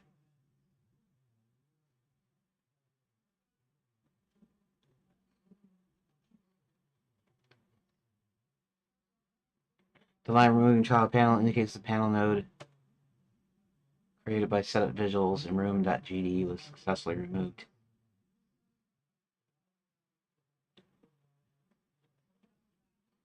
Room. Okay.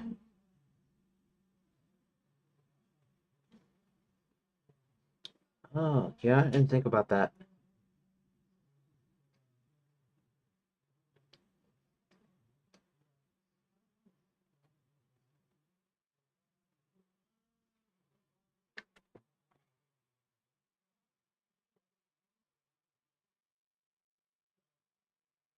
Skip. This happens.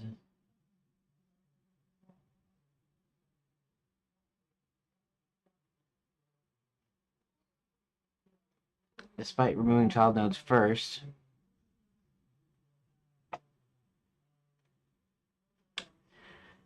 Let me look at this again. You know what?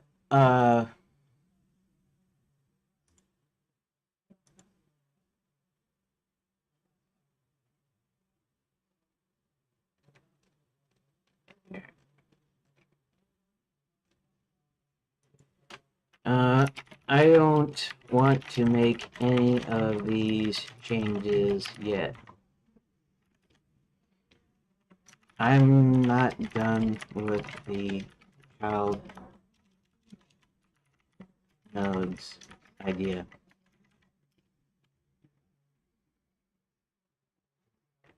So I'm leaving the code as it was when I pasted the output and said it still crashed. And here's the thing.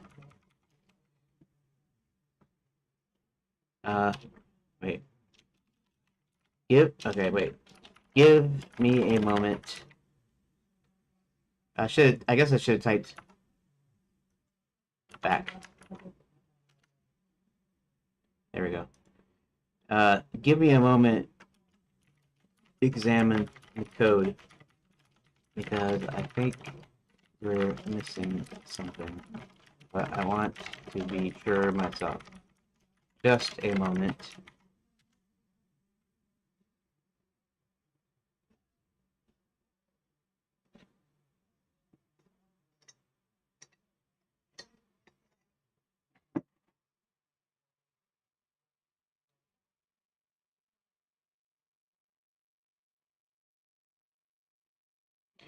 Okay.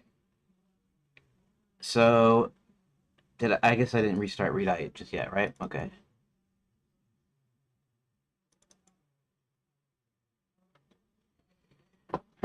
Alrighty.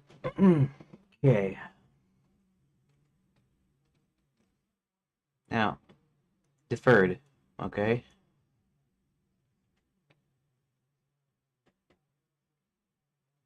Child and currently selected room that get children. Removing child, child at name.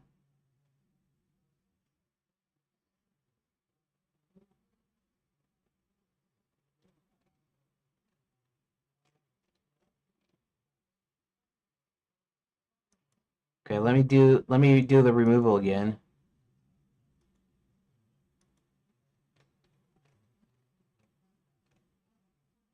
Removing child panel.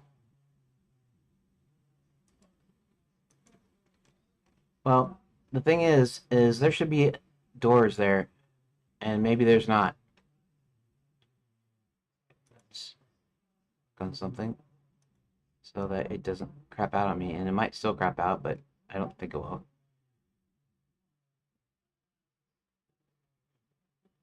Okay, so this is supposedly it's a room first of all. Secondly, I go to the room.gd and let's go and check what variables I have in there. Because I know how the doors array. So the doors might still be there. In fact, the doors should still be there.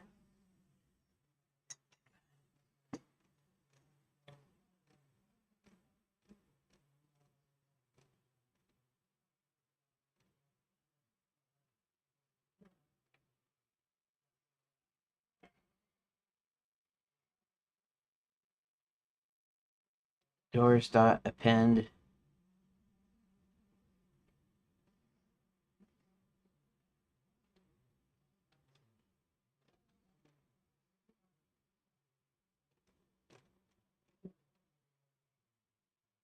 Load data.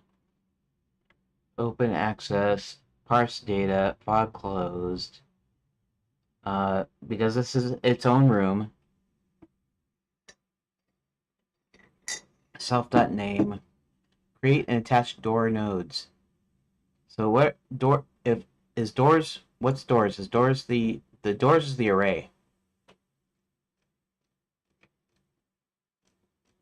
Okay.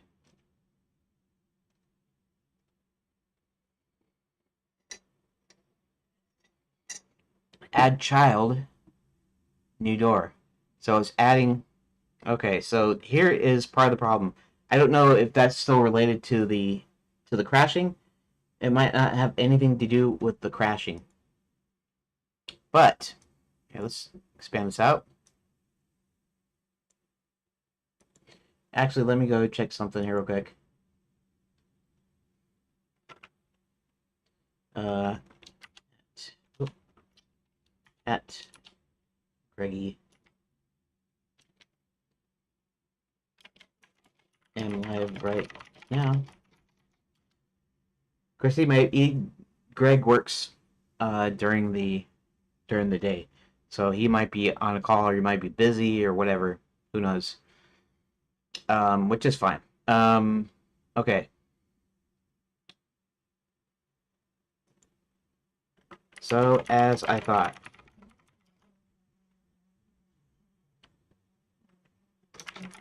it's a room node, and what kinds of children does the room node typically have?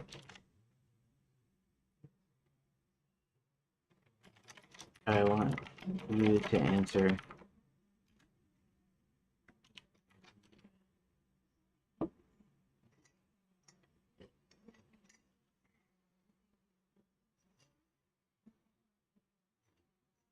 Obviously, I'm asking it so it would answer, but what I'm trying to say is I want it to come up with a conclusion here.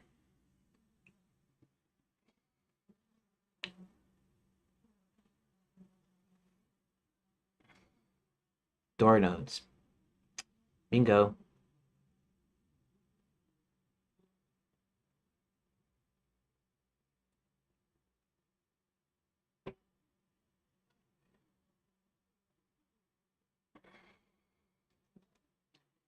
Okay. If it has no doors, like it'll have UI. If it has doors,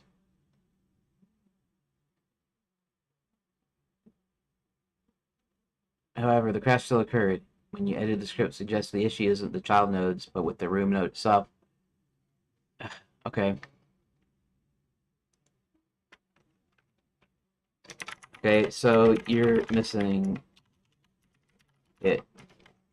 Let me give you a screenshot because I want you to come to the conclusion yourself. The room is called manual door add, and you can see in the screenshot. Okay, before I do that,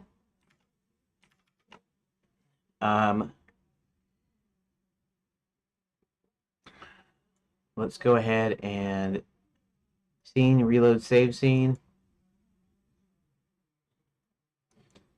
2D, I know it's there. Now let's do a screenshot. I guess I'll just do selection, take screenshot.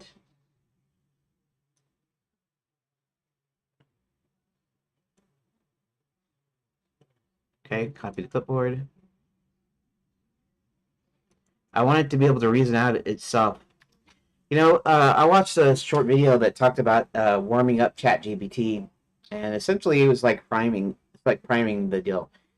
So the guy had a slogan called "It's not a dad bod, it's a father figure," and he told ChatGPT to generate a logo. And what it showed is it showed the slogan, and in the middle it had a mustache, which you might infer is related to a dad. But then he asked it what it thought it meant by "it's not a dad bod, it's a father figure." And the idea was it's a kind of a play on words, right? Father figure, as in somebody that kind of stands in for a father when somebody doesn't have a father, but they have somebody else in their life, and that's called a father figure. But then dad bod, meaning the kind of dumpy bods that I guess dads have, you know, and then father figure being related to uh, you know, a play on words, right? Father figure, as in his figure is a dad bod figure, and so what it then did is it created an image of this kind of dumpy looking guy, and then it said, you know, it's not a dad bod, it's father figure, and he talked about priming it, and I heard this before about making prompts, and you want to give it what's the word I'm looking for? Oh, hey Rook, welcome, welcome back to the channel. Welcome back to the whatever the video, the stream, whatever. Welcome back to my live streams. Anyways, so the idea was with the prompt as you want to give it context, right?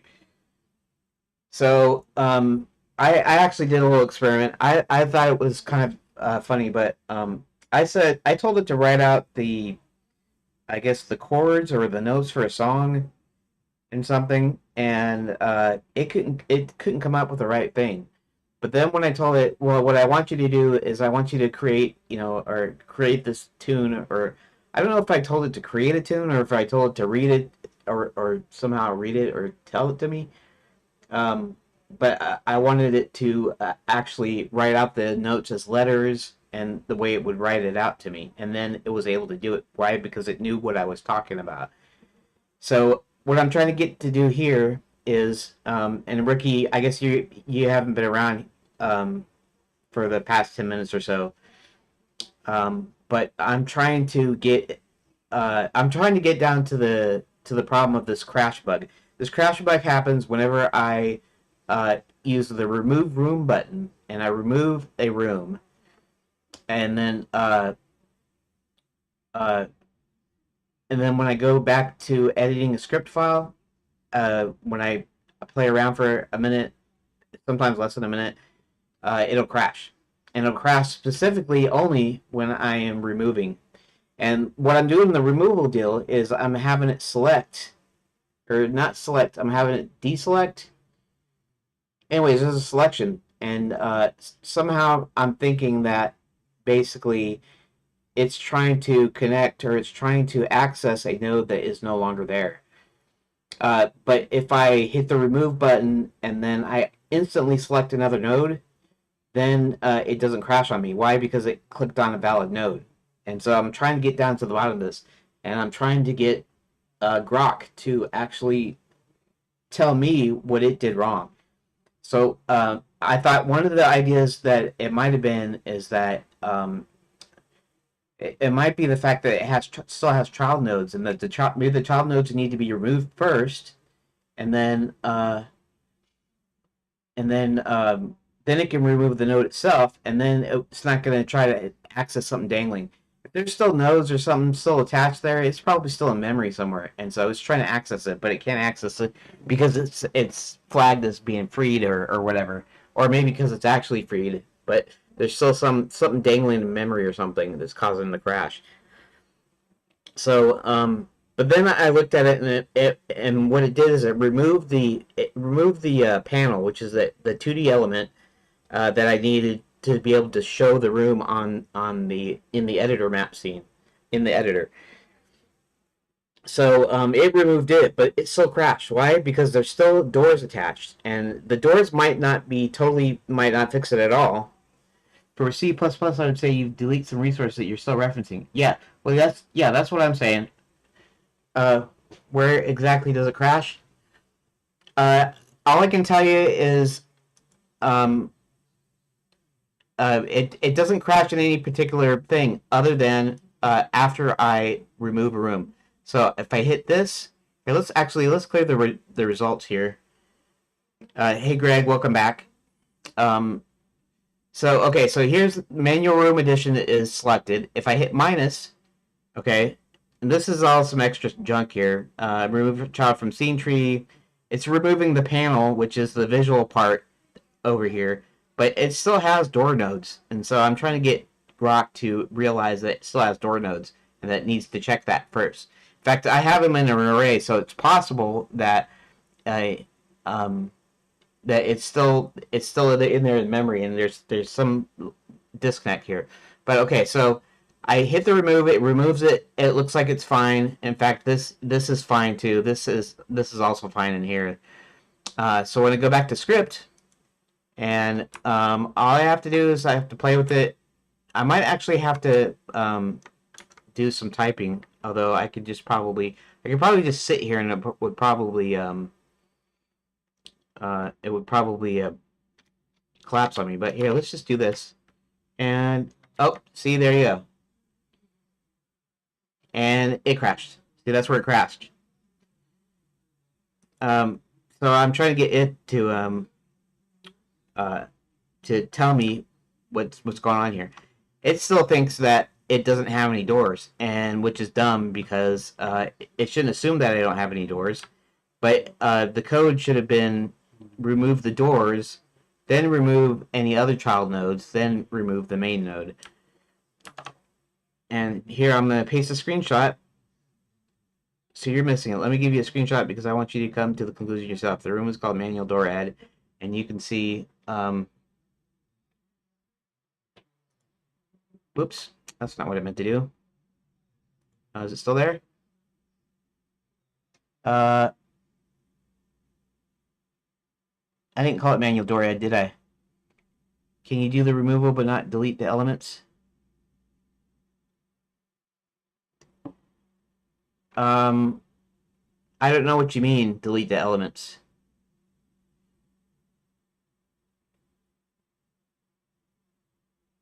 Look at this.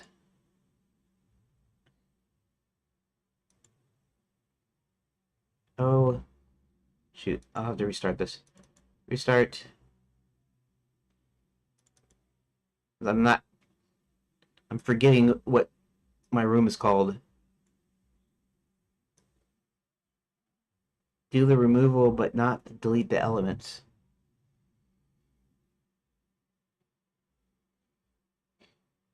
I think that's what I was doing, and I keep thinking this is what somehow what's linked. Manual room edition is what I'm calling it. Okay, so where is okay? Where's that? There we go. Manual room edition. Okay, let's repaste the screenshot and let's upload it.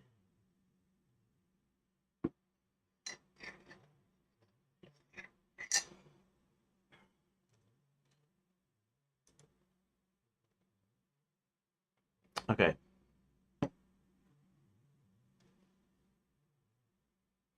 View the scene tree in the state of your rooms. Let's analyze the screenshot.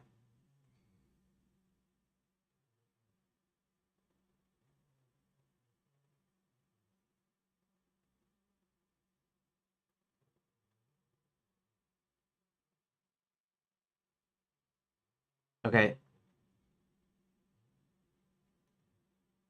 What operations are carried out in the remove operation? I'll show you just a second. I'm gonna let this go. Here, actually, I can just show you while that's while it's. Oh, there we go. On now it's doing a deferred. So let me go to. I think it's. Where is it at? Editor map. There we go. Deferred removal. Okay. Okay, so the actually, let me go down to the actual the button here. When you press the button, uh, if there's no currently selected room, then return. Then this is a flag here. This has to do with the selection. Disconnect the selection change signal to prevent it from firing. And that we were thinking, and we meaning me and Grok, I guess, we're thinking that that the selection change signal was trying to fire for a non-existent node here. Edit selection clear, and then call deferred remove room. So the actual remove room function is over here, and what it does is it gets the currently selected room ID. Get the room's ID to locate the files. If room ID, well, maybe there's something there. Hold on a second. Let's see what currently selected room is. Now, the deferred thing is something. It's not currently okay. On remove button pressed. What's going on here? Hold on. Let me go to the stupid custom save button here.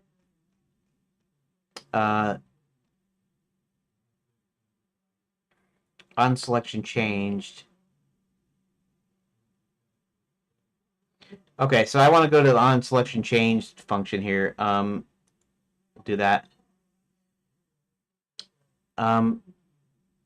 Editor selection, get selection, selected nodes, get selected nodes. If nodes is empty, selected node equals selected node 0. Ensure that node still valid is instant valid. Selected node, if selected node is room. The thing here, though, is the currently selected room should be null, and this should only set it if it's a room. So I don't know why it's not doing that. But anyways, you select it. It fires a selection change thing. It comes in here. It selects it has a currently selected room in there, and then I can go to here. That's deferred. Perhaps the crash is when the deferred operation gets in. No. It was doing it before it was deferred. That was one of the suggestions Grok had. Grok said, well, we're going to defer the call so that it has enough time to... in fact, it has a delay and everything. I think it has a delay. I'm not sure if I reverted it or not, but it should have a delay that delays it so that it can clean up its own stuff before it actually goes to actually removing anything. That's why it's actually there. So it gets the currently selected room ID, so presumably there's a room in there. If room ID... this is another interesting thing. If the room was null, if it wasn't in there, then it shouldn't even have this. It should have nothing. Attempting to append. Uh, huh. Anyways, okay, so we're presuming that it got a proper ID, and then it puts the room ID in removed rooms because I don't actually want it to delete the file until actually you hit save, so that you don't accidentally delete a room that you didn't mean to do. So what you can do currently is you can hit minus and it removes it, and then you can reload the save scene if you haven't saved the room data yet. So um, this is where it removes children. This is the thing we just like recently added in, but it's only removing the panel, which is the visual part that you see in the editor. Okay, let's go back to Grok. Let's see what Grok says here. Where is? Okay, there we go, right up here. Pop some logging in after all the operations so that the last thing is before it blows up. Well, I could do it, but the problem is that it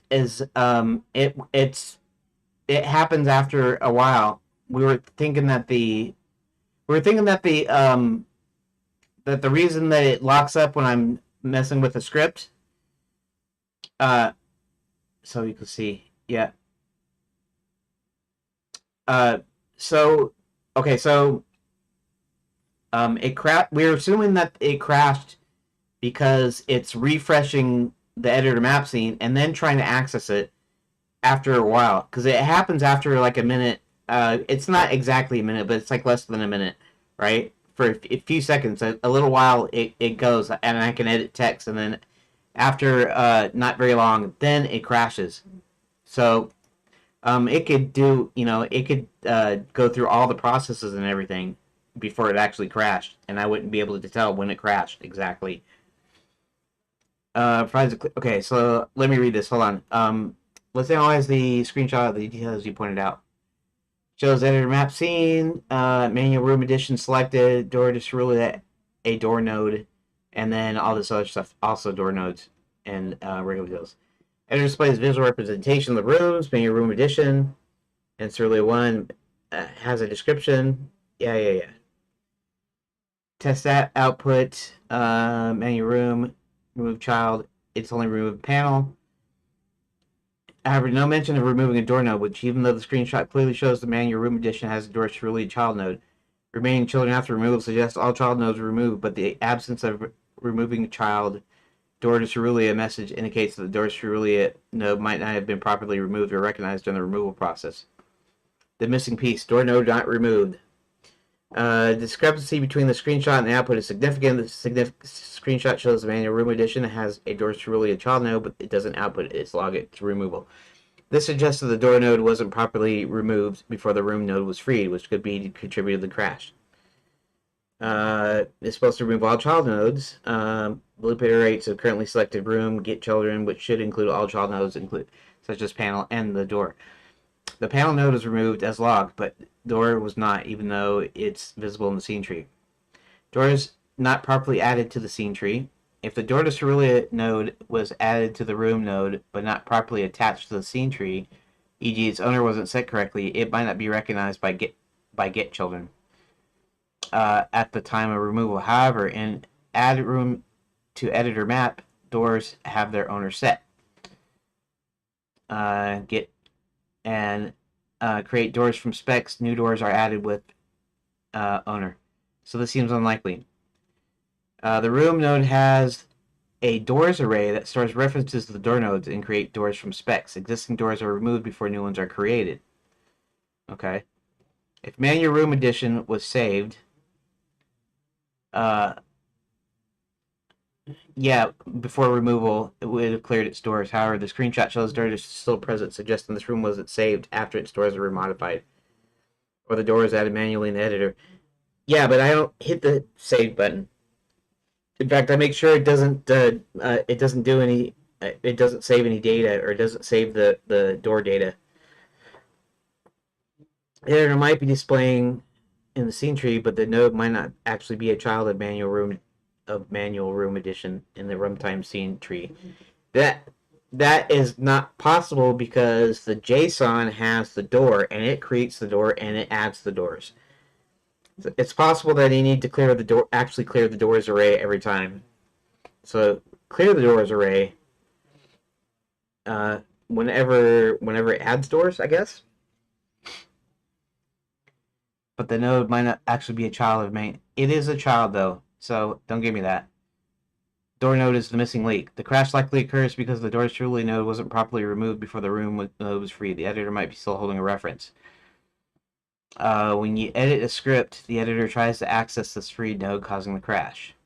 The output children remaining after removal is misleading. It suggests all children removed, but the absence of removing child door disrulia indicates the door wasn't processed by the loop. Debug the door node removal. Let's modify deferred remove room to add more debugging and ensure all child nodes, including door nodes, are properly removed. We'll also explicitly clear the doors array to ensure consistency between the room state and the scene tree. And this is actually what I was thinking here, because I was thinking there's a possibility that the doors array still holds the references to the doors even though everything else is gone, which means it's dangling the memory there somewhere in there somewhere.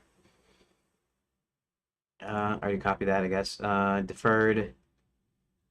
Okay, this is just the deferred function, right? Okay, test the updated code. All right. We'll see if we'll actually see if this fixes it. It'll be kind of interesting if it actually does fix it, though. Okay, so let's go to script. Let's go deferred room.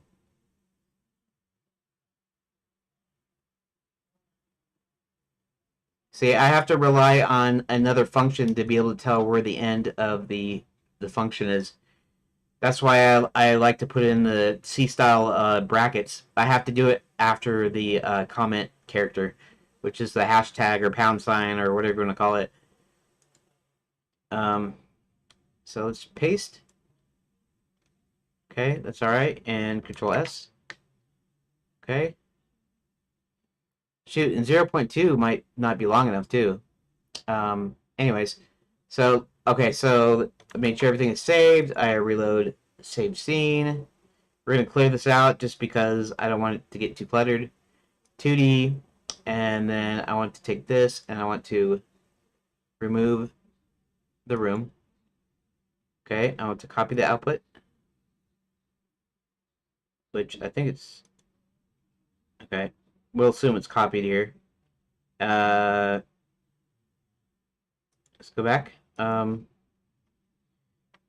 Here's the output. I'll check to see if it still crashes.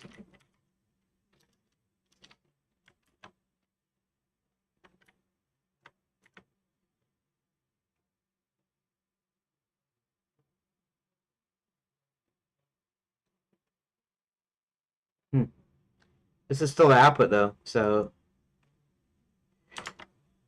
when I go in here, I expect it to crash out on me.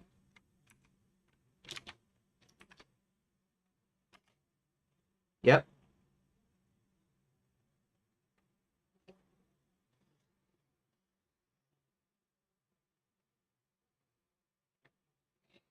Sing debug messages.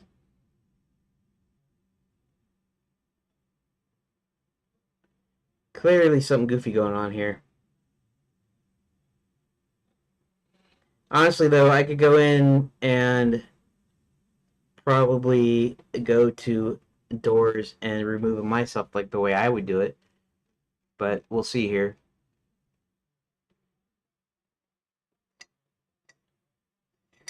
Maybe it should go back. Maybe it shouldn't be deferred anymore. Maybe it should go back to not being deferred. Because maybe the doors got removed somehow. It's still dangling in the memory. But then by the time it actually gets to the deferred call, there's no doors on it anymore.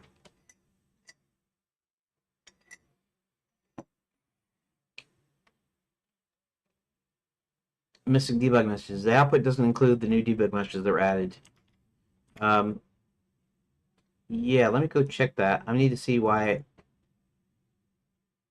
that seems to be doing that. So let's go to the deferred call and make sure that I put it in there correctly. Deferred defer to removal. Children before removal.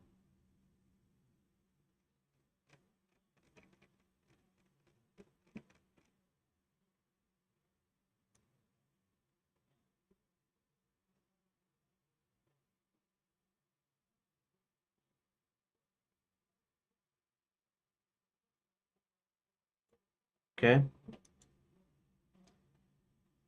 Children after removal. So yeah, for some reason it's not actually doing this. Why is it not doing this? I have no clue. It has no clue either, so I guess we're in the same boat. Here, let me.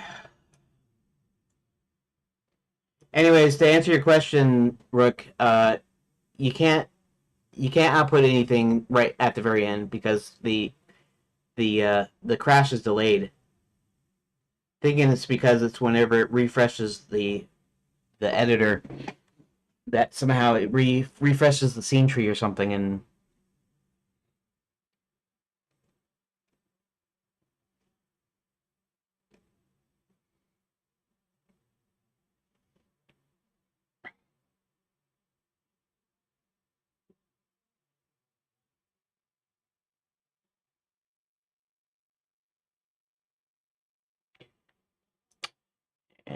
okay, let me see what it says, and then I'm gonna do something.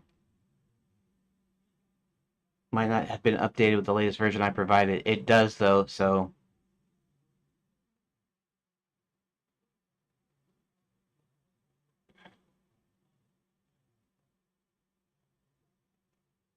no mention to the door.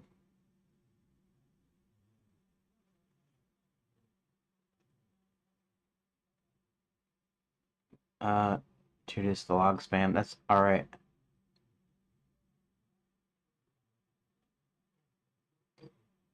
Will be adjusted. Code not updated.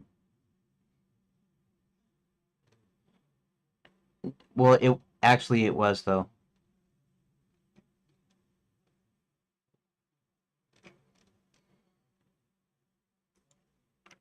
The correct code is in there.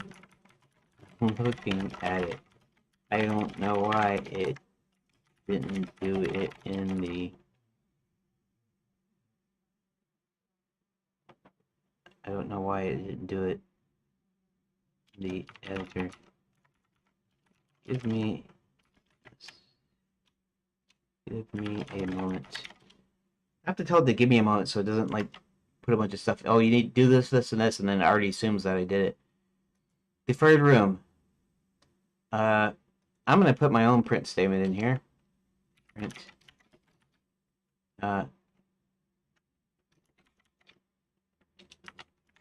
Executing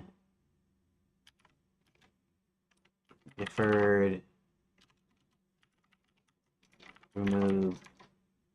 Executing deferred remove. I don't care if it says anything else. I just want to know that it's actually running this function here. So let's go ahead and I've just added a print, a separate print statement stating that the function is running.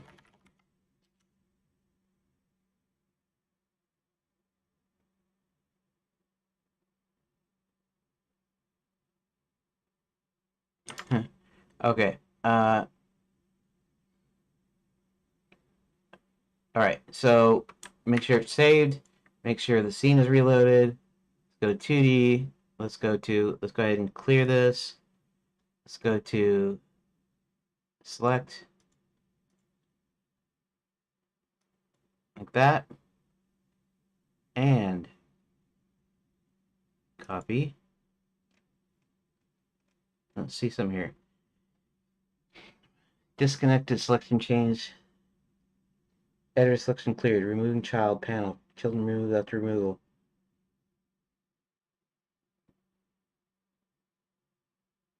Okay, somehow it's.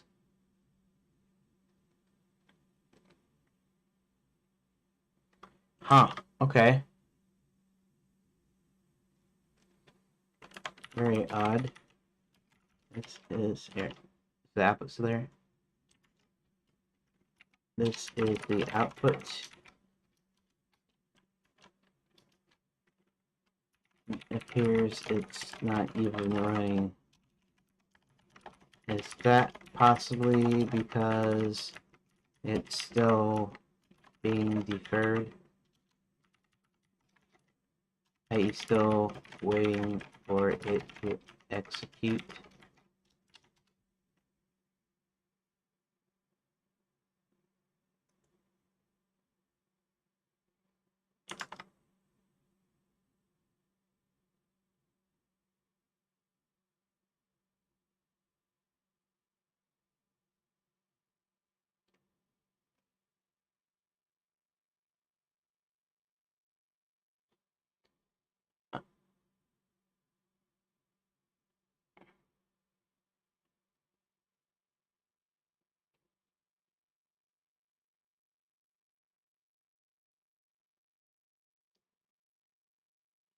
No, it can't be because it would have here. Let me show you the code. Just a moment. Let me show you the code.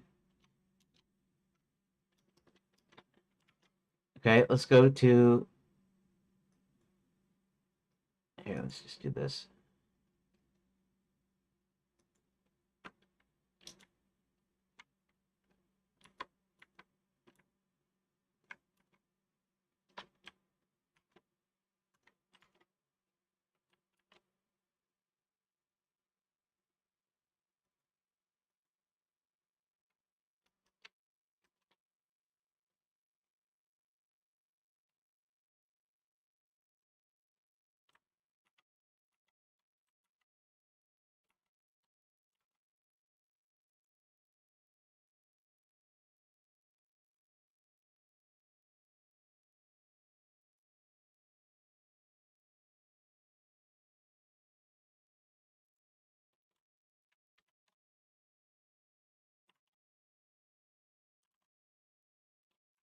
Reconnect.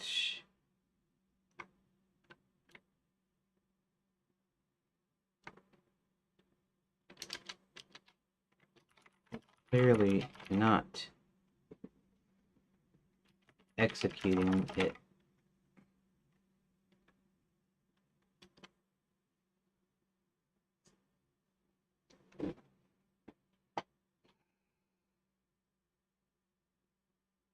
Maybe I have to remove all the rooms, reload the scene clean, and then restart the plugin. I mean, it's possible that I just need to reset stuff for it to actually do like it's supposed to do.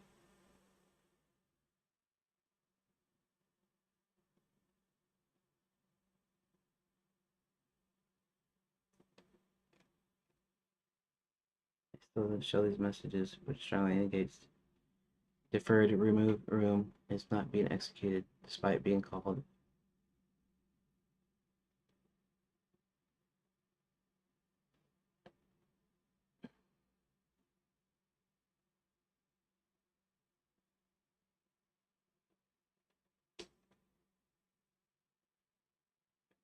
Using despite the updated code being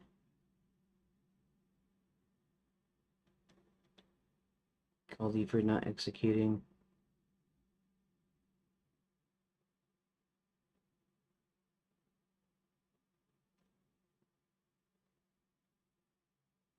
Uh,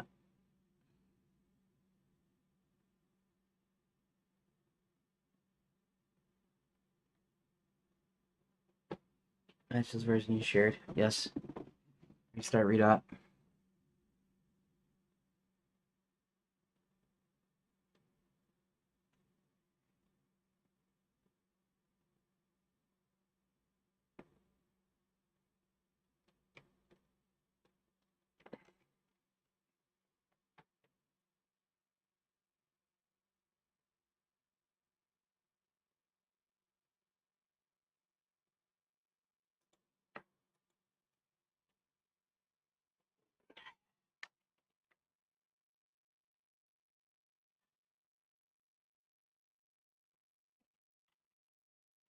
Um,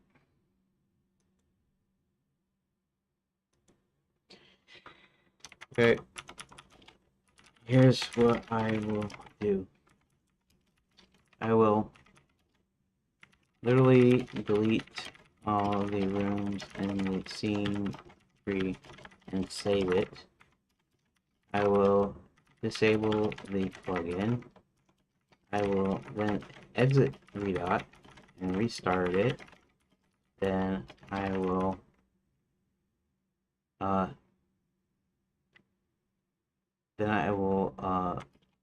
re-enable the plugin and then try to test it from there. Sound good? Shoot, it's almost time for me to go now. I had 20 minutes left now. It's ridiculous. I hate stupid bugs like this. I hate it. That's why I don't care for programming that much. You should get stupid AI to write every piece of code and just tell it to fix it. Well, I mean, I am essentially putting in stuff that it says to put in.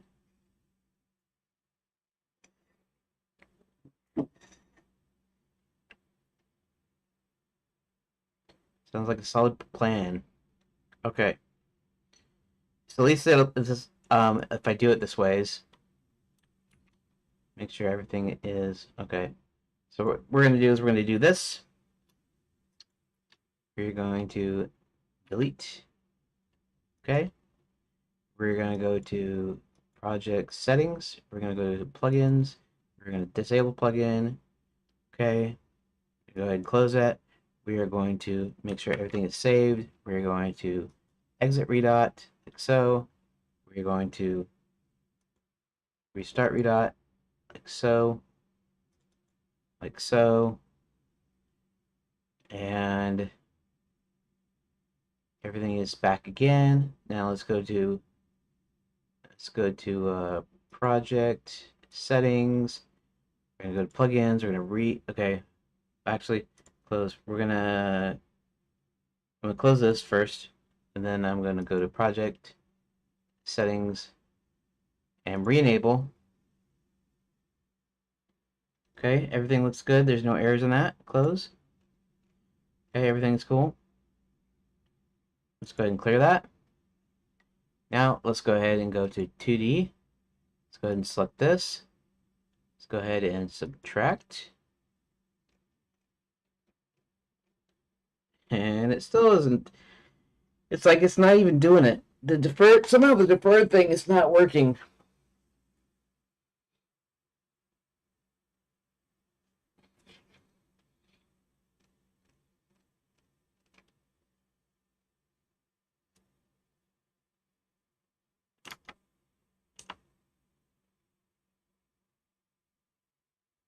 Um, okay, well, it's still not showing that it's running the deferred remove function.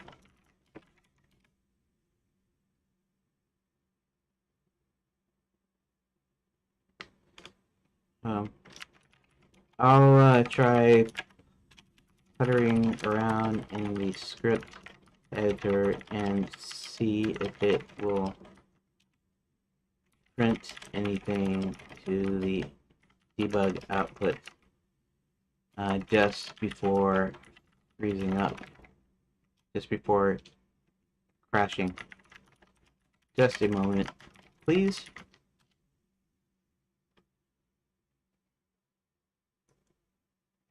Yeah, I don't get it. Okay, let's go back to script. Just go ahead and, I mean, I want to see if it looks like it's gonna do anything.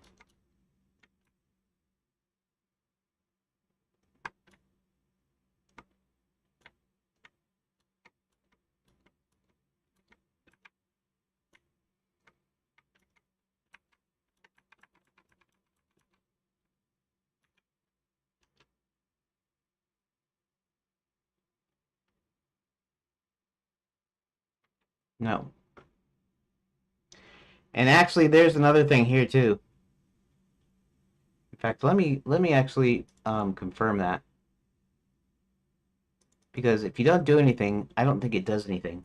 I don't think it crashes unless you actually, which might be another clue, maybe, who knows. 2D, remove, and let's just go to the script.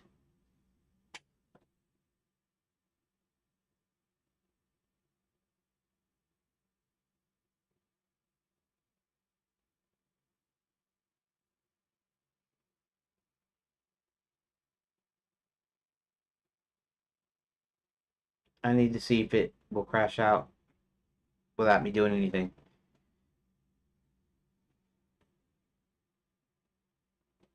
Because if it doesn't, that means it still has something to do with you entering an input. When you enter an input, then it changes something. That triggers a refresh, I'm guessing. Yeah. So it's not actually calling call deferred. I have to call it manually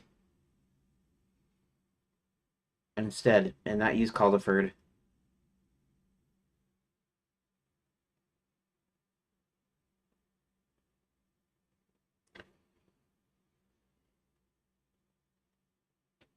See, it doesn't appear to be crashing, does it?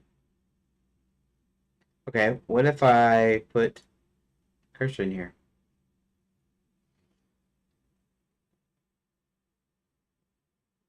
Does it? Still might not do it.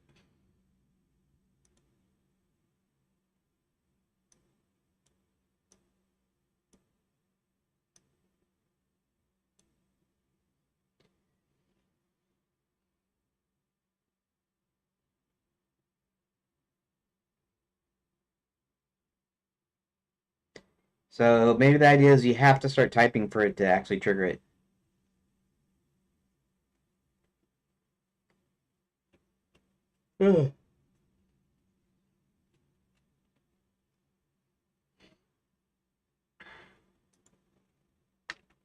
Some interesting observation. Observation. Observation.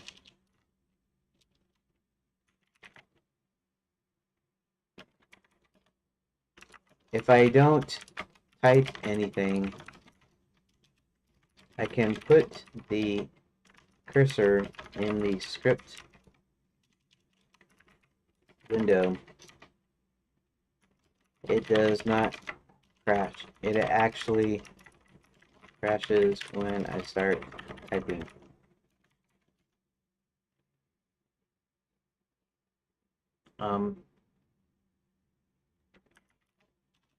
Maybe we should just call it direct. See if it works properly instead of being called deferred.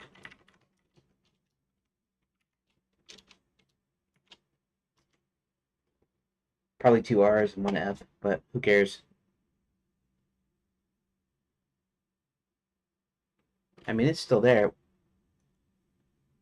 Is it still going to do it? Maybe it'll do it later.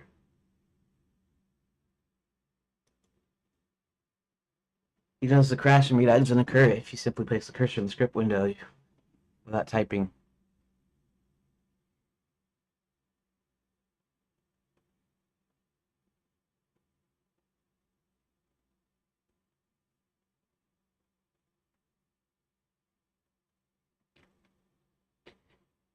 It's going to tell me to do the direct call, which is what I was thinking about doing anyways. But,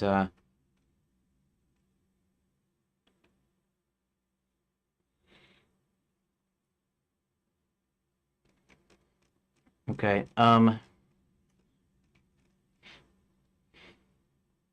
only happens when you start typing this. Additionally, we're still not seeing the debug messages indicating the function is executing despite being called. Instead of using call deferred, it's a good idea to test whether the deferral is part of the problem. Let's break this down and proceed. Now, it wasn't originally a problem. It still crashed before we were even using any kind of deferred thing. But since we're not able to get out some of this code now. Occurs when you start typing in the script editor, not when you simply place the cursor in the window. Editing a script triggers a recompile of the script. Yeah, because this is a tool script, right? So if it's a tool script and you're editing the tool script, of course, it's going to reload it.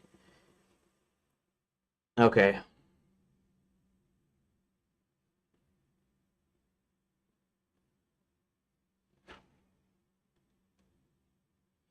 Debug messages isn't running. Issue with call deferred.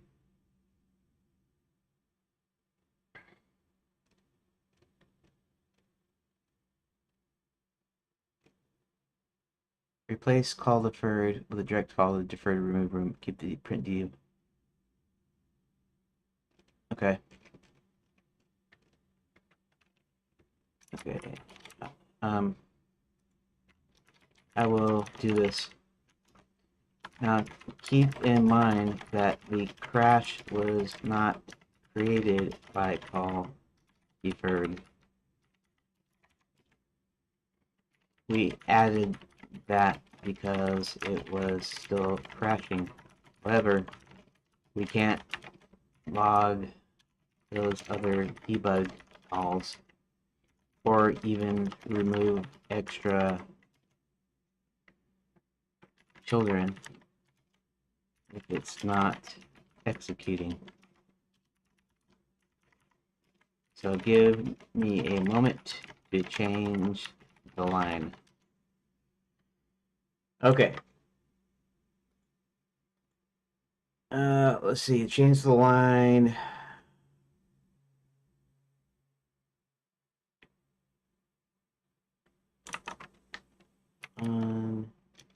Heard.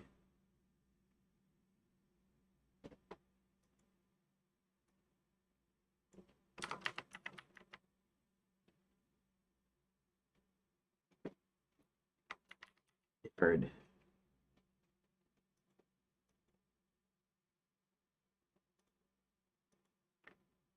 And let's just do this.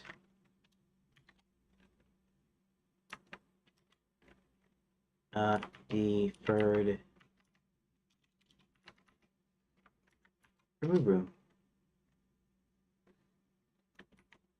All we're doing is we're just calling it deferred remove room. Okay. Scene and reload. Reload save scene. Okay. I'm gonna clear this out. I'm gonna switch to here. I'm gonna do this. I'm going to do this. Okay.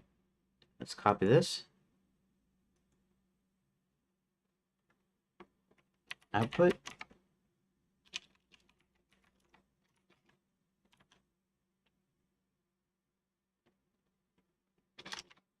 Now I will check to see if it's still crashing.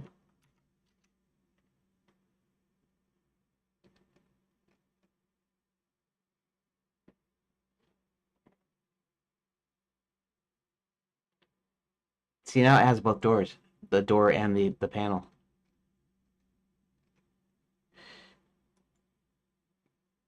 Okay, so we did that. Now let's go into script, and basically I'm going to have to just do that or something. Nope. Nope. Nope. Nope. Okay.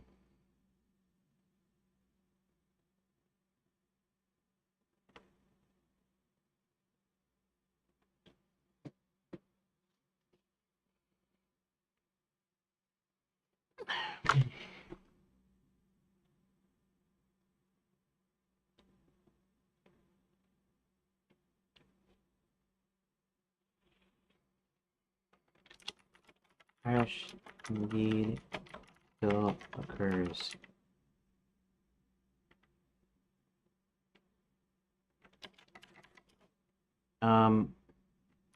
Let's do the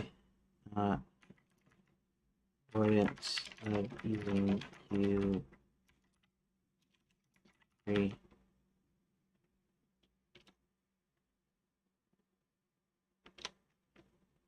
It's still crashing.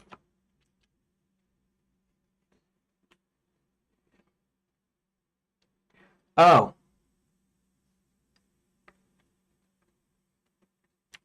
Wait a moment, please.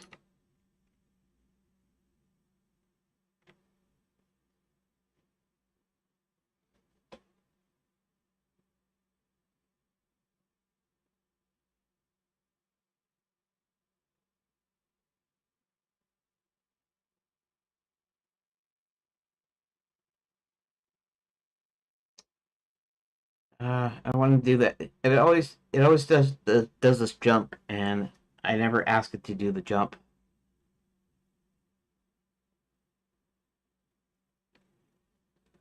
Um,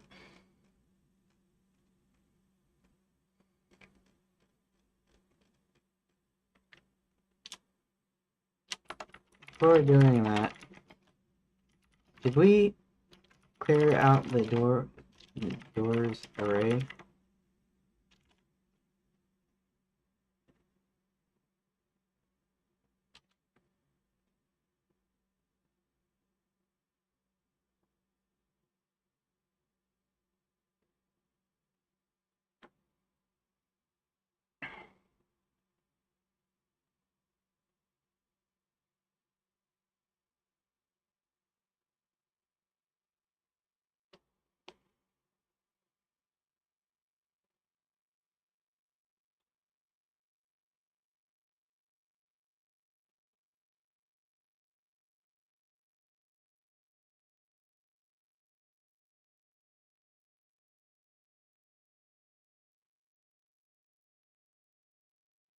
Oh, fine.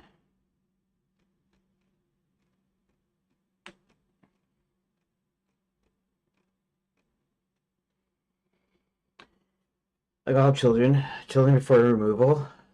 For child in internally select the room, get children, child found, child name, get class. Clear the doors array. Room at doors. Clear, select the drawers.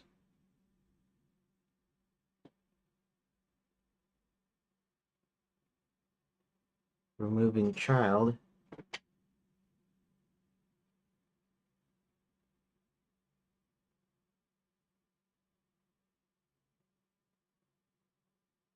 Q3.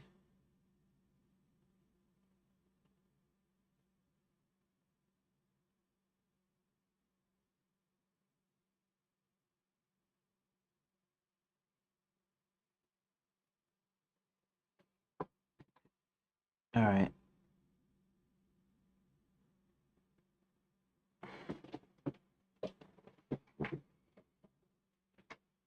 Children bring up your removal. And it ticks me off.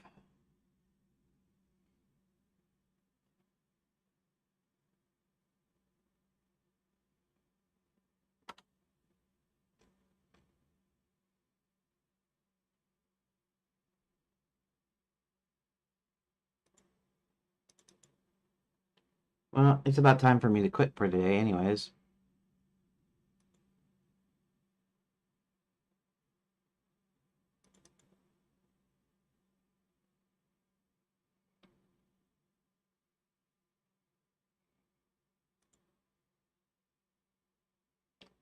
Room, attempting to pen. Room.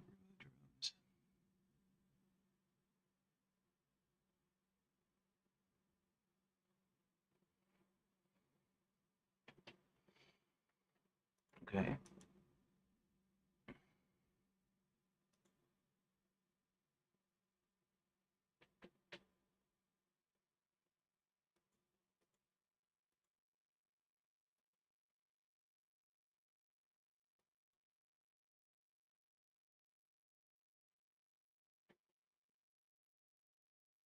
That's interesting. That should not do that.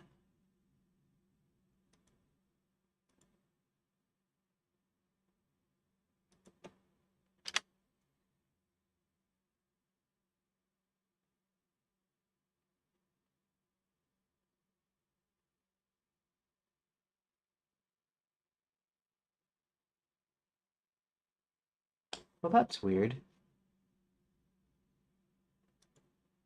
Reload save scene. 2D. Door to Cerulean. Remove.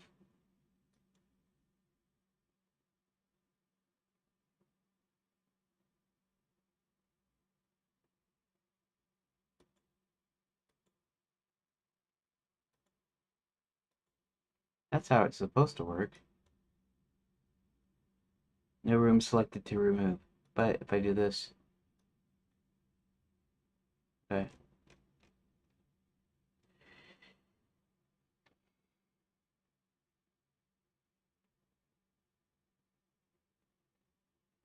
Do it. Removing child.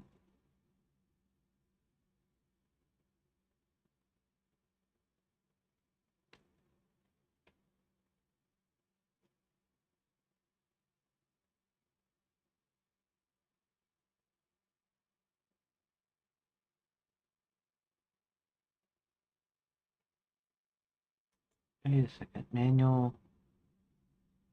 There's something interesting too.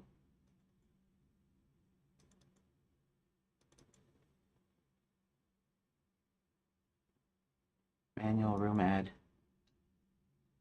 That's the ID.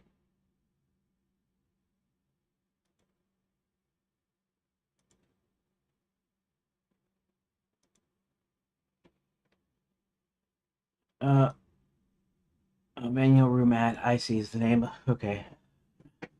Manual room edition is what they call the label.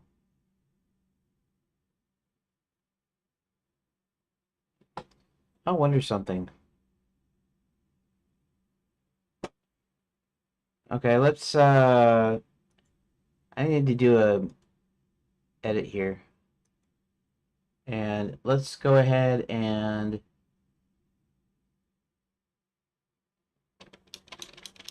let's call it the exact name. Now this might not do anything just because it's just the display label really. But if it's the name of the node, that's a problem in that. Okay, let's go ahead and reload save scene. Manual room add. Okay. Do this. And subtract.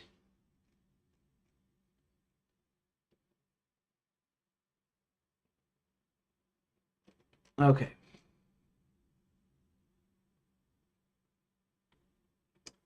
And okay. Script.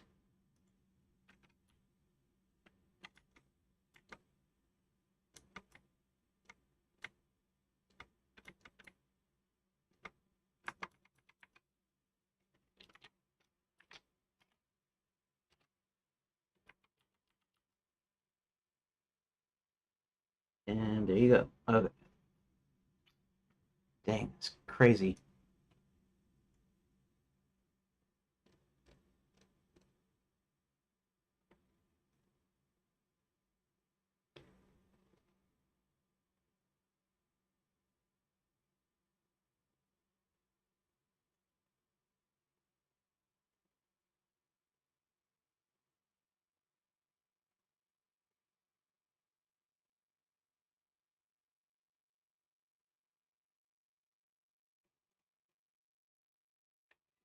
Okay.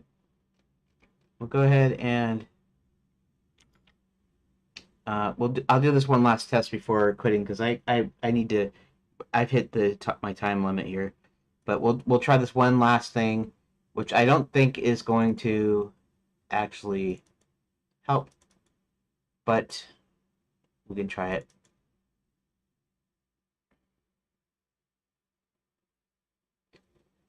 Let's go to script.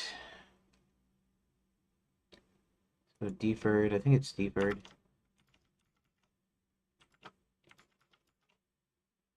Um, yeah, deferred. That's where I'm at.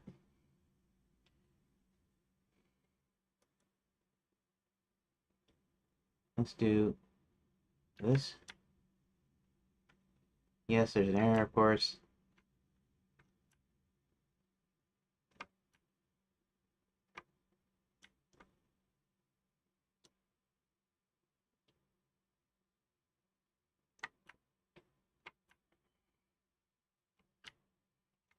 let's go ahead and do this.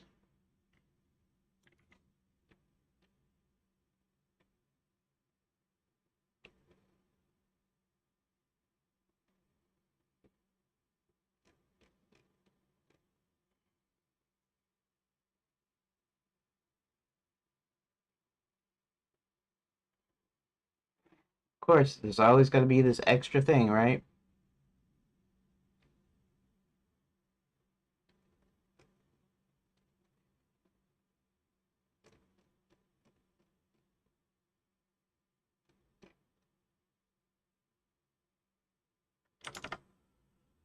Uh-huh. Okay.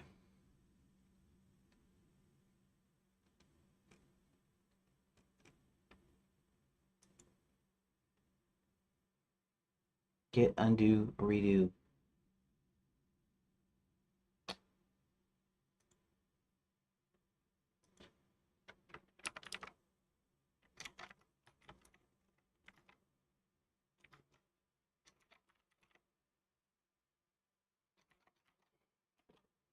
Script. Okay.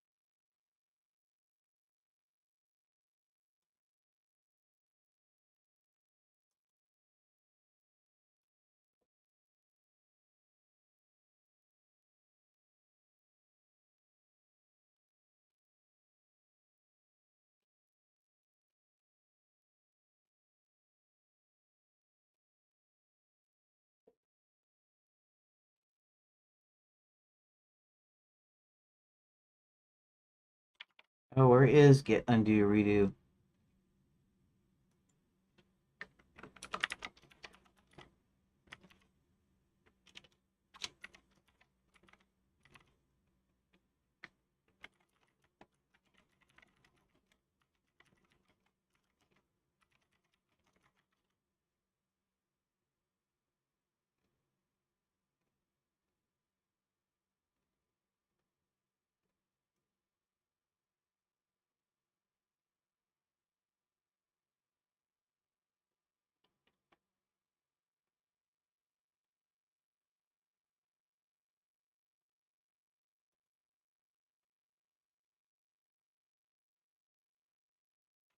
Is it in editor interface?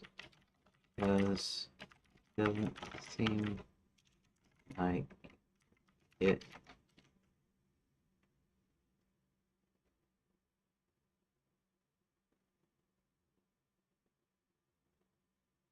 Editor, undo, redo, manager. Okay, I will do this here, and now I know I'm going over time, but we'll do this one time. Um,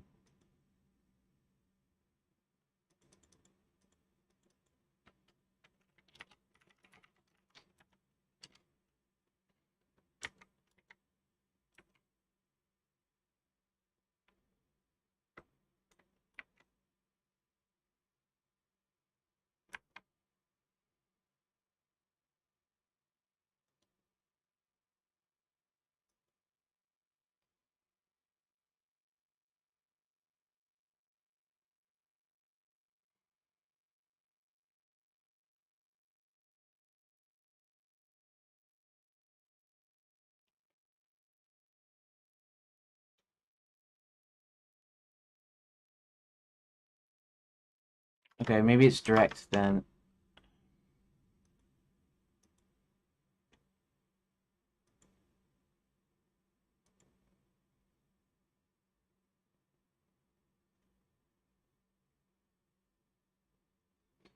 How about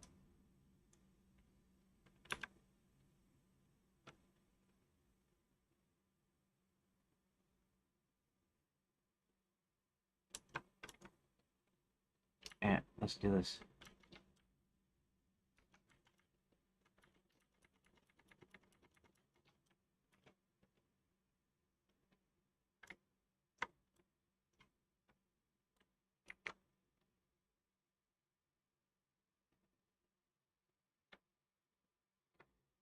Okay. How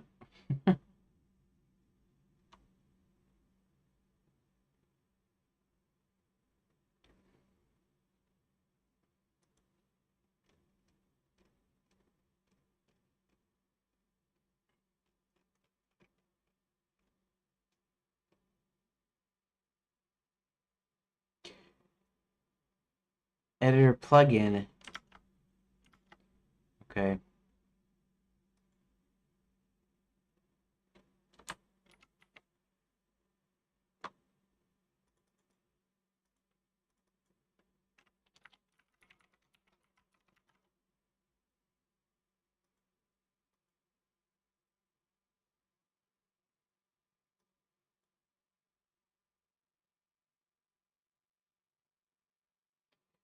How about this?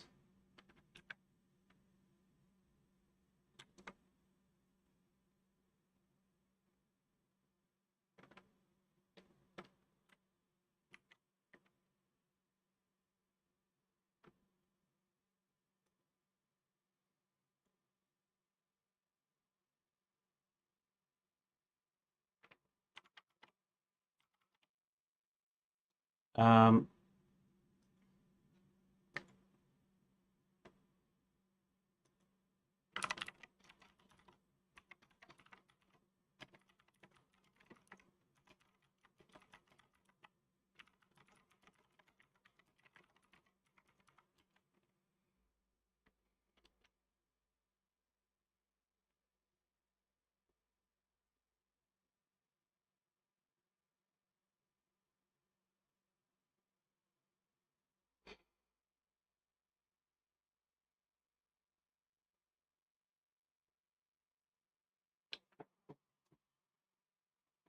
let me do this. You're correct.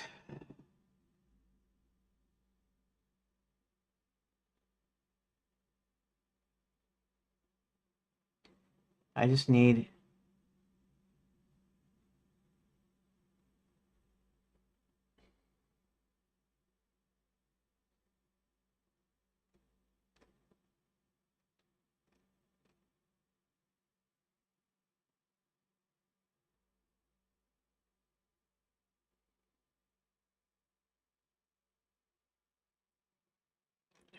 one more time.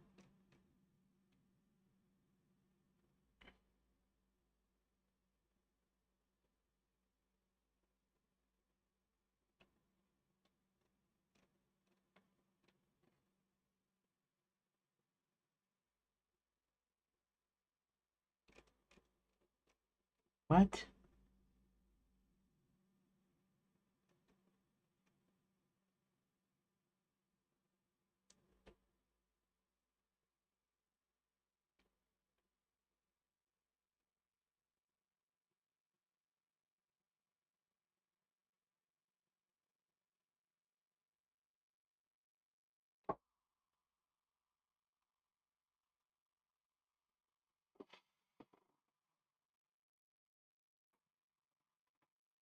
Mm.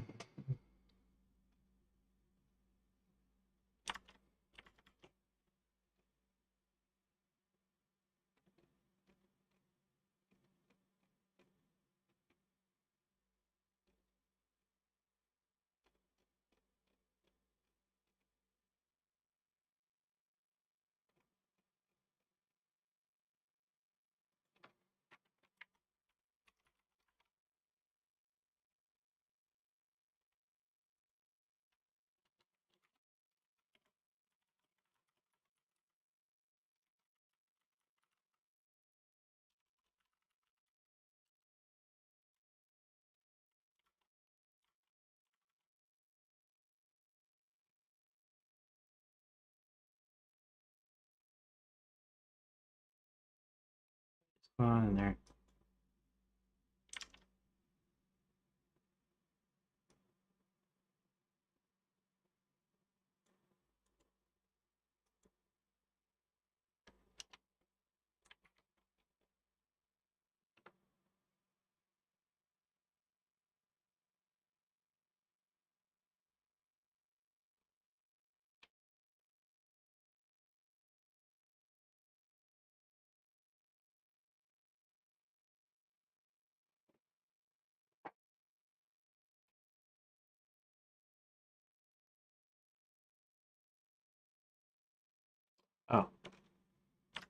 Right now I need to add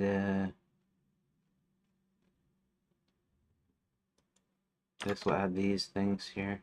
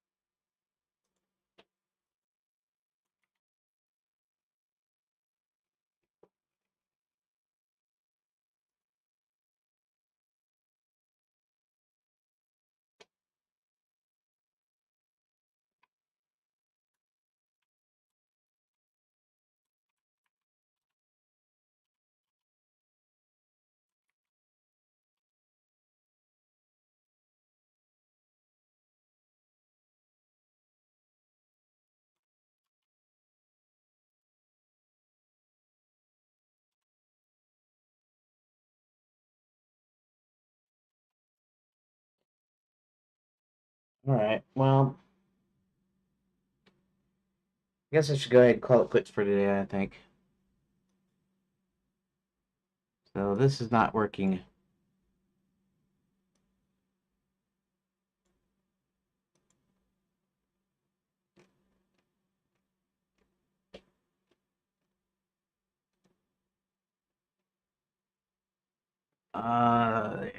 It's not set function.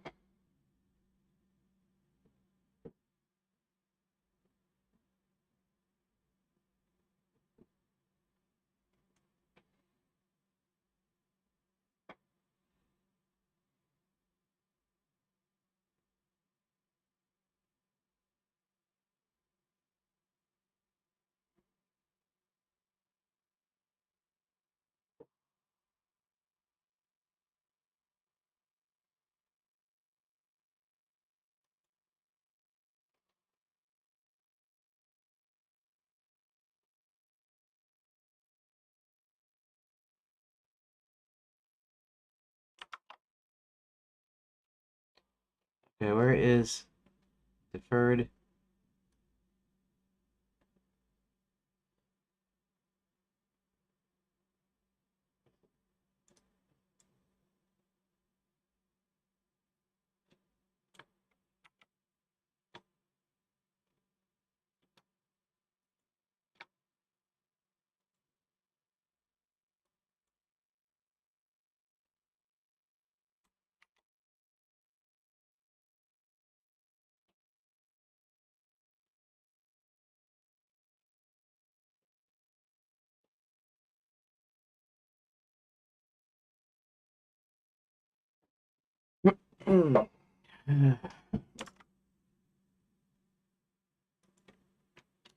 Forget it.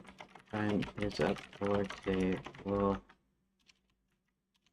restart tomorrow.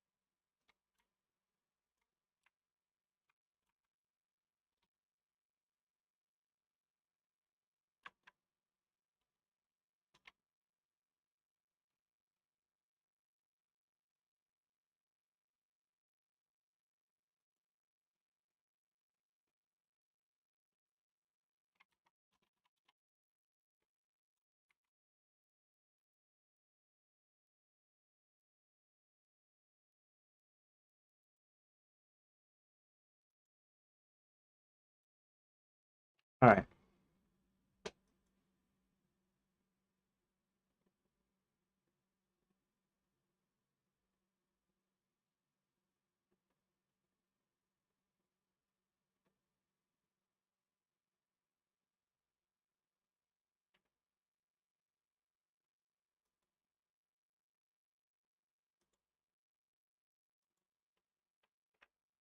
Hmm.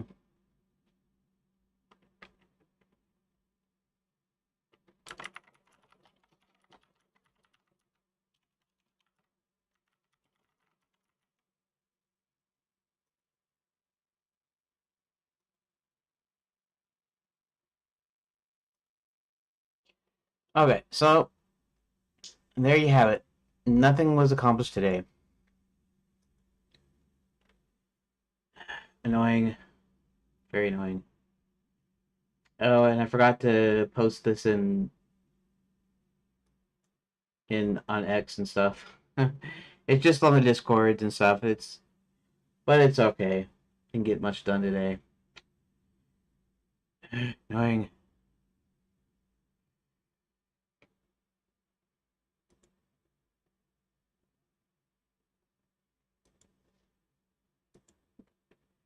Okay, well, I'll see everyone tomorrow. Thanks for.